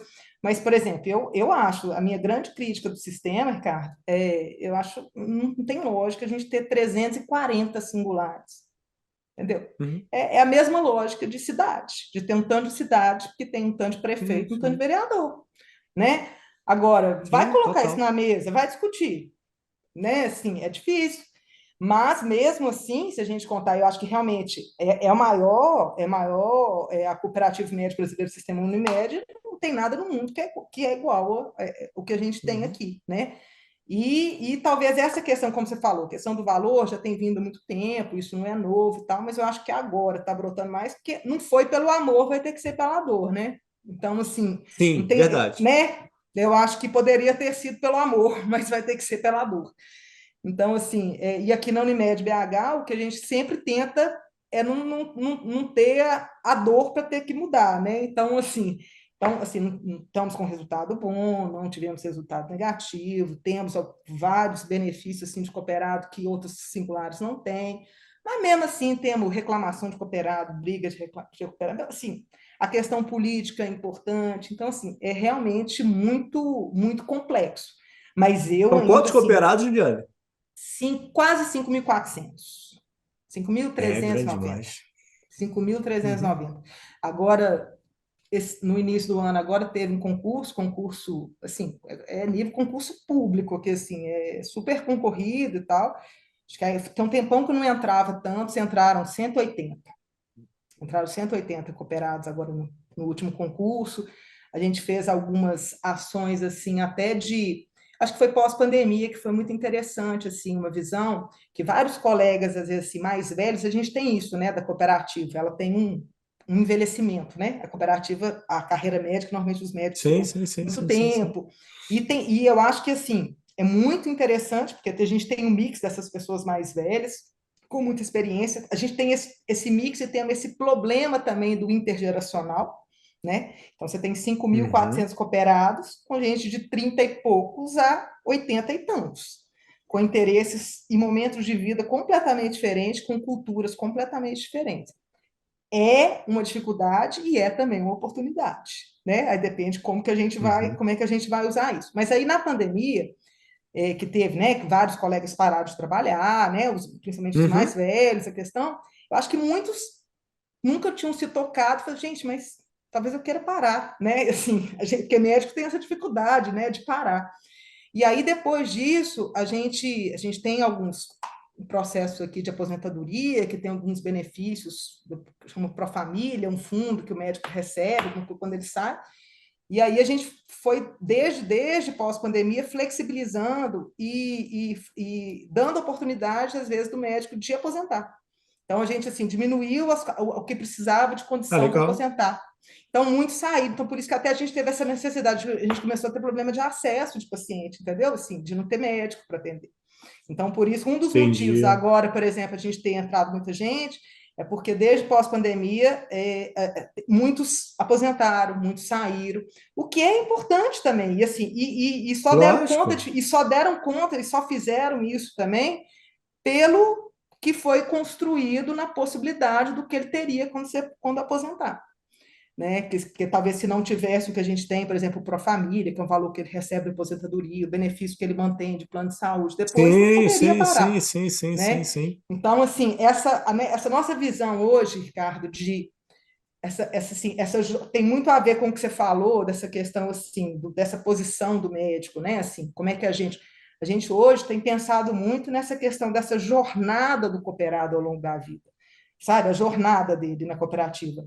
Então, a jornada do que entra, o que está no meio, o que está saindo, né? Quais os espaços que ele pode ocupar. Então, assim, a gente tem colegas assim mais velhos com uma expertise enorme, assim, que pode retribuir para a cooperativa, às vezes não mais na assistência, mas em outras questões. A gente tem os colegas que novo assim já tem essa questão que quer a questão da gestão e que aí vão ser, né, tem essa oportunidade de se formando. Então, hoje nosso pensamento é muito nessa questão, até da assistência de planejamento financeiro mesmo, né? Então, assim, isso é Uhum. importante que a gente pense, né? E eu acho que aí esse que é o grande diferencial da cooperativa, e na hora que a gente começa construir isso junto é muito mais fácil, né? Quando eu tenho 5.400, né? A gente tem lá um fundo de aposentadoria aí com valor grande já colocado. Então, assim, tem escala e a gente vai cuidando e às vezes tem um colega hoje que entra e vai dar plantão, o outro já tem uma clientela fidelizada no consultório, né? Então a gente tem que conseguir organizar isso, mas não é fácil. Parece uma. Outro dia a gente teve uma apresentação aqui em Betim, inclusive da Orquestra Sinfônica, que é a Unimed tem um braço social muito legal com o Instituto Unimed, foi muito bacana.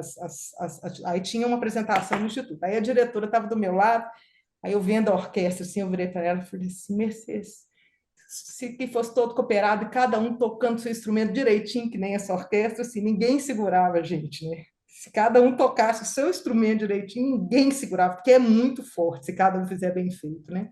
Mas a gente tem evoluído, não é fácil, não, mas eu acho que eu não consigo ver, o Ricardo, dentro dessa complexidade do sistema, a figura do médico, assim, num um local que seja mais adequado para conseguir garantir todas essas coisas do que a não ser no cooperativismo. Eu não consigo ver em outro lugar. Eu gostei dessa analogia da Nenhum. orquestra, hein? Ficou bom demais, hein? Menina, mas eu ouvi, eu estava assim, escutando, assim, eu só lembrava assim a orquestra tocava, eu Uhum. lembrava da Assembleia, sabe? Eu lembrava da Assembleia, o que cada um, a bobagem que um falou, a coisa certa que o outro falou, eu falei, vou tocar certinho, mas é isso mesmo. Tá, agora me diz o negócio. Esposa, mãe, inventa agora de ser conselheira, consultório. Plantão você não dá mais, não, né? Não, não, não, não dou não. Tá, tudo bem. Ainda tem aí. Você é conselheira de mais um conselho ainda, né? Eu sou conselheira da Orca, eu sou conselheira da Orca, que é uma organização aqui em Betim, aí já é um trabalho voluntário, que é uma organização muito legal que tem aqui em Betim, de dar assistência a pacientes oncológicos, sabe? Então, aí tenta ajudar um pouco eles aí na estratégia, na divulgação e tal. Eu não sou hiperativa, não, sabe, Ricardo? Assim, porque eu só tenho muita atividade, mas assim, eu não sou hiperativa, assim, de não, isso faz parte, assim, eu sempre fui assim, não tem jeito, assim, sabe? Quando estava lá no colégio, eu tinha um colégio, aí jogava vôlei, fazia inglês e saía, sabe? A minha energia é assim, eu gosto de muitas coisas, assim, sabe? E acaba que uma coisa vai alimentando a outra. Então, assim, como eu estou falando, o meu trabalho de conselheiro, por exemplo, eu te falo isso sem dúvida, me melhorou demais como médica, mas muito, muito, sabe? Muito. Ter essa visão, Aí assim, você de estudou escola. para ser conselheira, né? Tem esse detalhe aí também, né? Não, e tem o que demanda também da Que gente, não é né, do comum. tempo, porque o cooperativismo tem algumas, né, tem essa questão que a gente, né, a diretoria, o conselho, obrigatoriamente tem que ser né, tem que ser o cooperado, e acaba, às vezes a pessoa não tendo formação e vai, então, então assim, na verdade, eu só consigo, eu realmente faço várias coisas, mas assim, as coisas elas têm algum ponto de link uma com a outra, sabe? Elas são interrelacionadas e uma coisa ajuda a outra. Um dia, eu já ouvi falar uma vez um cara falou, não, mas você é muito guerrida, você faz. Eu disse, olha, eu só entro, mas isso não é assim, é clichê, não, mas é verdade mesmo. Eu não consigo entrar numa coisa que eu não acredito. E eu não consigo entrar com meio pé nas coisas que eu entro, entendeu? Então, assim, aí acaba que uma coisa vai, quando você entra e está envolvida, né, as coisas vão linkando. Então, mas hoje em dia eu ainda acho assim que tem essa questão, tem todas essas atividades, mas realmente eu não dou plantão, não saio de madrugada fazer parto, sabe? Assim, isso facilita muito. Tem uma outra prática, não tem uma época assim da minha vida de, né, dando plantão 24 horas, sabe? Que era mais complicado. E são coisas que eu acho que que me dão propósito mesmo, assim, me deixam feliz de estar fazendo, me desafiam. Essa questão, o estudar aí para ser conselheira é uma coisa muito fora da nossa, né, da nossa vivência, da Sim, nossa formação como médica, sim, né? sim, sim. Como médica Você é gostou? Você muito, gostou lá do IBGC? eu gostei, não, foi ótimo. Eu fiz BGC na pandemia. Eu estava doida para fazer, e não tinha conseguido ainda, porque aí só tinha presencial, e eu queria fazer lá em São Paulo. Aí foi no início de 20, a pandemia, saiu o curso, foi ótimo, assim. Conheci pessoas que até virtual, mas eu acho muito legal isso, essa coisa assim, da gente sair da rodinha da gente, né? Então, é muito interessante, por exemplo, o curso de conselheira lá do BGC que eu fiz, o cooperativismo, assim, quase nem existe na cabeça deles, entendeu? Assim, Uhum. sabe, assim, quase nem existe. Então, era muito interessante sair, assim, do mundo da cooperativa e estudar sobre conselho, estudar sugestão, uma coisa que a cooperativa quase não existe. Isso é até bom, porque ainda mais a gente, assim, dá no médio BH, tem uma certa expressão, que funciona muito bem, aí você chega lá e fala, você não sei nem como é que funciona, e a gente não tem nem ideia disso aí. E aí você conhecer pessoas de áreas completamente Uhum. diferentes, né? Então, isso foi muito bom, assim, tanto pessoalmente Ah, e quanto levar suas profissionalmente. experiências também, né? Sim, sim, acaba que é muito interessante isso também. Eu gostei muito do curso de BGC, foi muito importante. Quando eu fiz o curso BGC, eu não era conselheira de administração ainda, da Unimed. Ah, Eu era conselheira do Instituto Unimed. Minha primeira aham. participação no conselho foi de 2018. Eu assumi o conselho de administração da Unimed em ano passado, que mudou a gestão, aí nessa nova gestão era do conselho de administração. Mudou a gestão, assim, um outro grupo, mas era uma continuidade, assim, né, renovada, que a gente sempre tem que fazer. No Unimed BH tem algumas regras, tipo assim, diretor não pode ser diretor mais do que 2 gestões. Uhum. Obrigatoriamente tem que sair, né? Então, o doutor Samuel Flan, que era o presidente, estava terminando a gestão em 22, Todos eu então tenho um ele... número. Não, diretor são todos. O diretor, pessoalmente, não pode ficar mais do que 2 gestões. O conselho de administração, os conselheiros, que não são os diretores, o conselho tem que ter uma renovação de 1/3. E aí a mesma pessoa pode ficar várias gestões, não tem esse limite de 2 gestões. Agora, o diretor, obrigatoriamente, não, ele pode sair e voltar depois, de uma outra gestão, mas Eu é acho do legal. presidente. É muito importante, isso é muito interessante, isso é muito importante.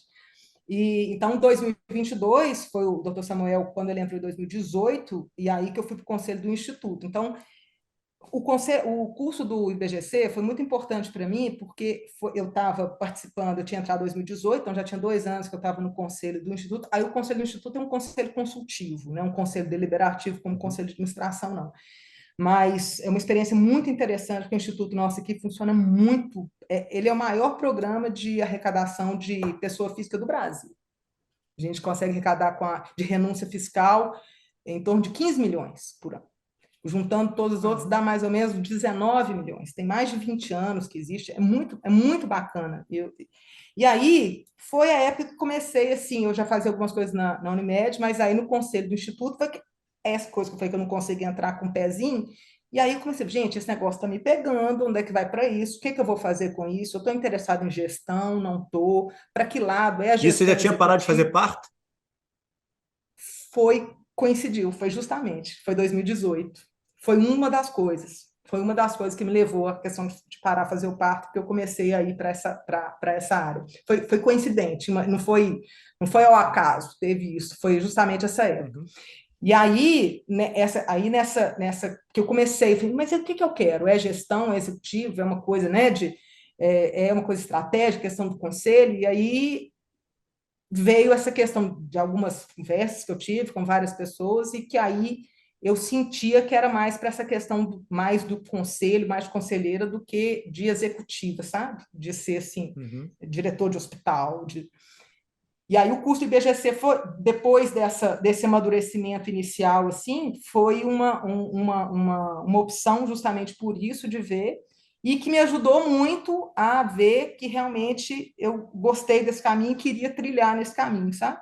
Então, quando eu fui para o conselho, eu fiz o IBGC, eu não era conselheiro de administração, foi em 2020 e eu fui para o conselho de administração em 22. Estava já envolvida no conselho do instituto, envolvida com o grupo, né, com diretoria, com conselho de administração, mas eu fiz antes.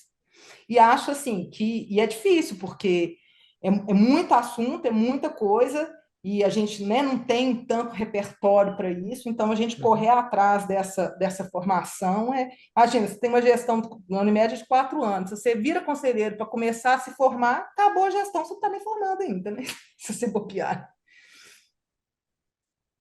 E me diz o negócio. Te pedi aqui indicações de livro. Você colocou um baita de um livro que eu realmente ainda não li, que é o Evangelho segundo Jesus Cristo, do Ah, do Saramago. Saramago. Eu já tinha recebido como uma baita de uma indicação uma vez. É, E aí eu fico sempre curioso. Como é que é a tua religiosidade? Porque esse livro aqui é um livro bem contestador, vamos colocar dessa forma. assim, primeiro, o Zé Saramago podia falar um tanto de livro. Evangelho segundo Jesus Cristo foi um dos que eu falei, mas assim, a questão de eu falar ele é mais pelo Saramago do que o Evangelho segundo Jesus Cristo, que tem várias. Você fala, Memorial do Cárcere, As Intermitências da Morte, que é maravilhoso, O Homem Duplicado. O Zé Saramago, assim, primeira vez que eu li, o primeiro foi Memorial do Castro. Foi a mesma coisa, que eu peguei o livro, assim, li uma página, eu li uma página, e ele, assim, sem ponto, né? Sem ponto, sem final de frase, sem parar, não acabar uma pra... Aí aquela coisa, assim, que eu acabei a página, suspirei, falei, Tô gente, isso sem ar. existe? Isso existe, né? Assim, como é que eu vivi sem isso, né? Então, o Saramago é um encantamento, né? Então, agora, o Evangelho segundo Jesus tem essa questão do médico, agora, o jeito que o Saramago escreve, a questão do como ele é intrigante, né? O livro e tal. Agora, a minha religiosidade, assim, Ricardo, eu sou ateia, como a gente fala assim, como é que ateia, há um tempo atrás eu era ateia enrustida, ateia no armário, menos por medo. Tem o Richard Dawkins que tem o um livro que chama Uma Questão de Deus, ele é um ateu, que ele que usa essa expressão. Apesar de que o Richard Dawkins é um ateu praticante, eu não gosto de ateu praticante, não. Igual eu não gosto de crente praticante, eu não gosto de ateu praticante, que sabe, que fica praticante, assim, militante, me dá preguiça. Mas ele tem umas tiradas ótimas, e ele fala isso, que tem ateu enrustido, ateu no armário, menos por medo de se colocar, mas mais porque, assim, os negócios não fazia sentido para mim, mas ao redor tudo não era aquilo, aí você fica meio na sua, até você descobrir que não, o que faz sentido mesmo para mim é essa questão do ateísmo. Então, assim, eu não sou ateia praticante, não fico né, contestando de forma nenhuma, assim, tem, obviamente, muito respeito por todas as religiões, eu acho que é importantíssimo do ponto de vista, né, até da formação cultural nossa, e conheço ótimas pessoas religiosas, péssimas pessoas religiosas, ótimos ateus, péssimos ateus. Acho que isso está totalmente associado à questão do caráter, né? Não tem nada a ver, né? Nada a Mas a ver, né? mim, né? Então, assim, não é. Então, assim, a minha questão com a religiosidade é essa. Então, mas o Zé Saramago, assim, especificamente, muita questão realmente da complexidade, da beleza da literatura dele, a forma que ele escreve, como que ele é, assim, é uma coisa, é uma obra de arte mesmo, assim, né? E eu Mas lembro, peraí, eu ele te lembro influenciou para essa sua escolha ou isso já é antigo? o quê? Não, não, não. Ele me influenciou só para literatura. O ateísmo não era só mais uma coisa que, assim, a ateia enrustida já fala, nossa, gente, isso aqui faz tanto sentido. Isso aqui é tão legal, mas não tem Mas essa. aconteceu alguma coisa para você? Você tinha uma fé diferente. É, assim, a minha família é católica, né? Assim, fui Aham. batizado e tal, era católica, mas minha mãe e meu pai católicos, mas assim, eles também nunca foram muito praticantes, assim, né? A gente ir para igreja, levar a gente. Eu estudei no colégio jesuíta, da quinta série até o terceiro ano, com a Loyola, aqui em Belo Horizonte. Eu estudei nesse colégio, e eu lembro que já nessa fase, e lá com 13, 14, 15, tinha uns grupos de jovens super bacana, que tinha uns grupos, não sei o quê. Aí eu tentava participar do trem que tinha, eu não conseguia, eu não gostava, o negócio me pegava, sabe? Aí tinha uma missa que era do dia lá, eu falei, eu vou. Aí não dava match, não dava, assim. E apesar de gostar dessa questão coletiva, participava do colégio, gostava muito da questão de equipe esportiva, sempre gostei muito assim do grupo e tal, mas era uma coisa assim, não me ofendia, não me atacava, mas não linkava, não dava match. E aí foi indo assim, então isso foi ficando cada vez mais afastado. Então eu já não tinha essa questão da cultura familiar de ter que Uhum. frequentar assim por obrigação, né, o hábito não tinha. Da minha mãe e meu pai sempre foram. Acho que eu nem, minha mãe e meu pai já faleceram, mas acho que eu nem nunca falei isso com eles, sabe? Que eu era ateia, assim, nunca nem entrei nisso, assim, para não gerar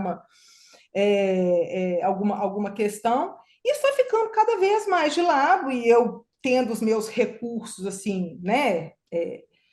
Não vou falar religiosos, mas espirituais, assim, né, de conforto, de outras coisas que não se encaixava. Também não tentei, assim, nenhuma outra religião, não me sabe? Falei assim, não, então vou para outra religião, eu vou no centro espírita, eu tenho uma amicíssima, assim, minha amiga, 37 anos, assim, que é espírita, uma pessoa ótima e tal, que a gente conversa, mas eu nunca nenhuma dessas outras crenças, assim, me captaram. Isso foi ficando cada vez mais para o lado, até eu entender que, na verdade, eu não tinha fé, não tinha crença mesmo, entendeu? Então, assim, mas não foi nada, assim, agudo. Aí tem aquelas questões, Não não, teve se você nenhum tiver. evento, nenhuma crise, nada disso que te levou Não, a... não. E nem o contrário, né? Assim, de falar assim, não, na hora do aperto, você vai pegar na mão de Deus. Passei uns apertozinhos e isso também não fez diferença, não, entendeu? Assim, Uhum. sabe, agora o Milor que falava isso, né? Milor Fernandes que falava isso, né? Que acho que até eu entrar no CTI, né? Assim, eu não tive aperto individual, mas questão familiar, passei por uns momentos complicados aí, e assim, isso não fez diferença e também não fez virar a chave. Mas eu nem acho assim, isso nem é para mim uma grande questão, não, sabe, Ricardo? Assim, Uhum. assim, eu tenho problema nenhum em falar isso, mas também tem pessoas que me conhecem há muito tempo e não sabem por quê. Nunca perguntaram, se perguntar eu vou falar, sabe? Sim, sim. Mas é muito de boa, assim, muito, muito, muito tranquilo. E me diz um negócio, dentro dessa tua jornada aí, com esse bando de conquista que você tem, família linda e tudo mais, você já encontrou teu equilíbrio? Já tem uma plenitude na tua jornada? Tem muito ainda a encontrar? Como é que você se posiciona aí nessa jornada chamada vida? Como eu te falei, eu acho que eu comentei aqui anteriormente da frase da monja Coense, eu não sou equilibrada, sou equilibrista. Eu acho que equilibrado é impossível, sabe? Não estou nem assim. Eu me sinto hoje assim uma boa equilibrista, sabe assim, as Uhum. coisas que eu preciso, né, que me dão, que eu preciso, que eu tenho obrigação de fazer, as coisas que eu preciso fazer, as coisas que eu gosto de fazer, as coisas que eu quero fazer, elas estão muito bem harmonizadas, isso que eu posso te falar, sabe, assim, mas eu não definiria isso como, estou equilibrada, atingi um ponto, porque eu Uhum. nunca, nem sei que ponto que eu quero atingir, não, entendeu? Porque uma coisa, se atinge uma coisa, demanda outra, né? Você chega num momento, você vê a coisa, aquela coisa de outra forma, te demanda se aprender uma outra questão. Então, assim, o que eu posso te falar é que hoje eu me sinto assim, eu me sinto que minha vida está harmônica, ela está harmônica, eu tenho vários desafios ainda, né? Tem várias coisas que eu, né, que eu sei que eu preciso melhorar, que eu preciso evoluir, que eu preciso aprender, seja pessoal, seja profissional, elas estão muito harmônicas. Ainda bem, né, pô? Ainda bem, né? Porque senão não precisa mais, né? Pode ir embora, né? E no meu caso é ir embora para não voltar, né? Então, e, porque podia ser embora para voltar, mas eu acho que eu vou embora e não vou voltar, aí fica mais complicado mesmo, né? E outra coisa que eu acho que assim, que uma coisa que me define mesmo totalmente fora, não tem nada a ver com questão de poliana, assim, eu sou uma pessoa feliz, sabe? Eu acho que isso que eu me sinto que eu sou uma pessoa feliz, assim, né? Eu tô feliz com as minhas conquistas, feliz com a minha família e tal. Então, tem os perrengues aí do dia a dia, mas eu sou uma pessoa feliz, assim, eu não tenho muita afinidade com infelicidade, não, sabe? Não é essa Uhum. felicidade, não é essa felicidade histriônica aí de rede social, não, sabe? Assim, a felicidade Uhum. como um estado de espírito mesmo, de acordar tranquilo, de acordar animada, de acordar feliz com o que tem que fazer no dia, às vezes está cansado, às vezes está puto, mas depois, nossa, amanhã eu vou fazer uma coisa que eu gosto. Então, assim, Uhum. eu vejo como uma harmonia, assim. Isso eu sinto. Eu sinto, sim. E me diz o negócio. As meninas estão direcionadas para fazer medicina, nem pensar. Como é que é Olha, o pensamento elas aí em casa? não, nunca falaram nada no gênero. A mais velha, que tem 15 anos, a outra tem 13. A mais velha tem tempo, assim, de uns 6 meses. No ano passado, ela anda comentando, assim, que já pensou em fazer psicologia, já pensou em fazer direito. Não temos nenhum psicólogo, nem advogado, assim, de referência da família. Ela comentou isso. A mais nova nunca falou nada. E nenhuma delas nunca falou, assim, sabe, de medicina. Eu também não falo, assim, gostaria, também nem sei eu não sei nem se eu tenho que faz diferença o que eu gostaria que elas fizessem. Eu realmente não consigo pensar isso. Hoje você me perguntar assim, sua filha vai fazer medicina, o que você acha? Você acha isso bacana ou não? Eu realmente não sei te falar, sabe? Não sei, porque eu acho que isso é uma escolha tão pessoal, assim, demanda, né? Por mais que a gente saiba, né?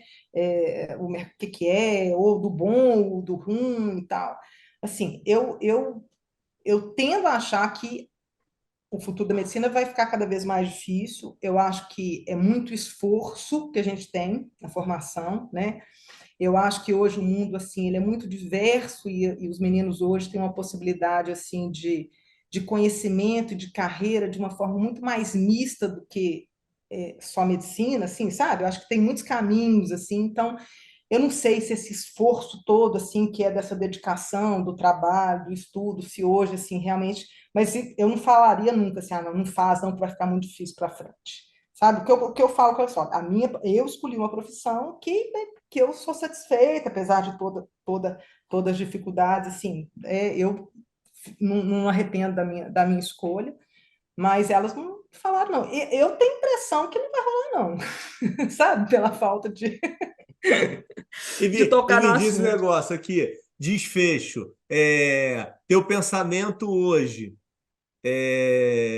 caminhar 100% aí para as áreas dos conselhos, que você já falou que não quer ser uma executiva mesmo, e largar a assistência, ou isso não passa muito pela tua Não, cabeça? não vejo isso, não. Não vejo isso, não, Ricardo. Eu vejo, assim, hoje eu vejo uma coisa bem mista mesmo, assim, sabe? Eu acho que, como eu te falei, assim, uma posição ajuda muito a outra, sabe? Assim, ser um médico de assistência, estar no consultório, ajuda muito a minha visão de conselheiro. E ser uma conselheira ajuda muito a minha visão de médica, assim. E a assistência, eu realmente, assim, ainda mais no padrão que eu estou fazendo hoje, com consultório próprio há muito tempo, com uma clientela, né? Tem paciente, assim, eu tenho consultório aqui desde 2004, tem pacientes assim, 5 anos, 6 anos, e ginecologia tem essa característica, né? Da questão de Uhum. pacientes que, né, fidelizados, que vai você uma vez por ano e tal. Eu me sinto muito bem, assim, na assistência, no consultório também. Eu gosto muito dessa interação, sabe? Dessa troca, assim, com o paciente. Gosto muito mesmo. Então, não vou falar assim, nunca vou largar, tal, mas não é o que não vejo, sabe? Hoje eu não vejo isso. Eu vejo um misto dessas atividades mesmo, e eu acho que inclusive até porque, né, por exemplo, na Unimed, o cooperado, que na Unimed especificamente, né, na cooperativa, você tem, inclusive, que você está no cargo do conselho, você tem que ser um cooperado ativo, senão você nem é elegível para poder Uhum. estar no conselho, né? Então, faz parte, assim, da própria dinâmica da instituição, isso especificamente no cooperativismo, né? Então, eu vejo realmente um misto. É lógico que hoje, por exemplo, né, principalmente desde o ano passado, o Conselho de Administração, que demanda muito, muito diferente do Conselho do Instituto, demanda um pouco mais de tempo de eu sair, e esse tempo é o tempo, além do tempo de estudo, o tempo de formação, a prática, muitas vezes, aí eu tenho que diminuir no consultório, sair do consultório, mas a minha prática diária ainda, hoje, a maior parte é na assistência no consultório, sim.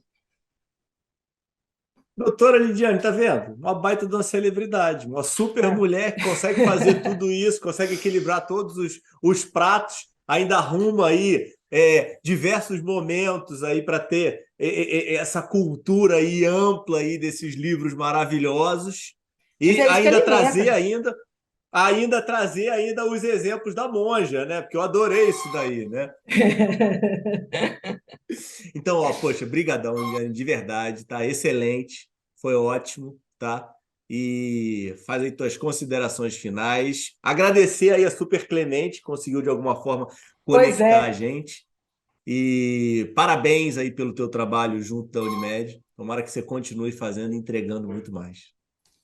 Ô, Ricardo, eu agradeço muito essa oportunidade aqui, essa conversa. Ótimo mesmo. Melhor do que isso, só a gente estivesse ao vivo tomando um vinho, né? Ia ser para ser Vamos mais combinar, vamos bacana. Vamos combinar. combinar. Vamos chamar o Clemente, né? Vamos chamar o Com Clemente. certeza. Mas foi uma ótima oportunidade. Eu agradeço muito, tá? É, parabéns pelo seu trabalho, muito bacana. Vários episódios aí eu tenho acompanhado e a gente vê aí como que é rico, né? Hoje em dia com a gente pensa em coisas assim, né? Tão superficiais, tão instantâneas, né? Coisas que são resumidas, tão e aí a gente vê ter oportunidade de ir mais fundo em cada coisa, de linkar as coisas e dar mais. São as paletas, são as nuances, né? A gente dá nuances para as coisas, é muito, muito bacana. Está de parabéns. A gente sabe que a gente falou um pouco dessas dificuldades aí do mercado, e aí você e o médico aí da assistência, né, com todo o trabalho e tal, e se dedicar com o tempo, está muito bacana. Então, foi muito boa a conversa. Você está virando um entrevistador daqueles assim, que faz mexer, você faz umas perguntas muito interessantes que faz a gente, né, ir lá atrás e pensar sobre as coisas, muito bacana, fico muito feliz, muito honrada de estar aqui dividindo com você esse papo aí, tá bom? Tá bom, maravilha. A honra foi nossa. Obrigado, Jane. Vai descansar, tá? Tá, Pessoal, fica joia. com Deus. Até semana que vem. Boa noite.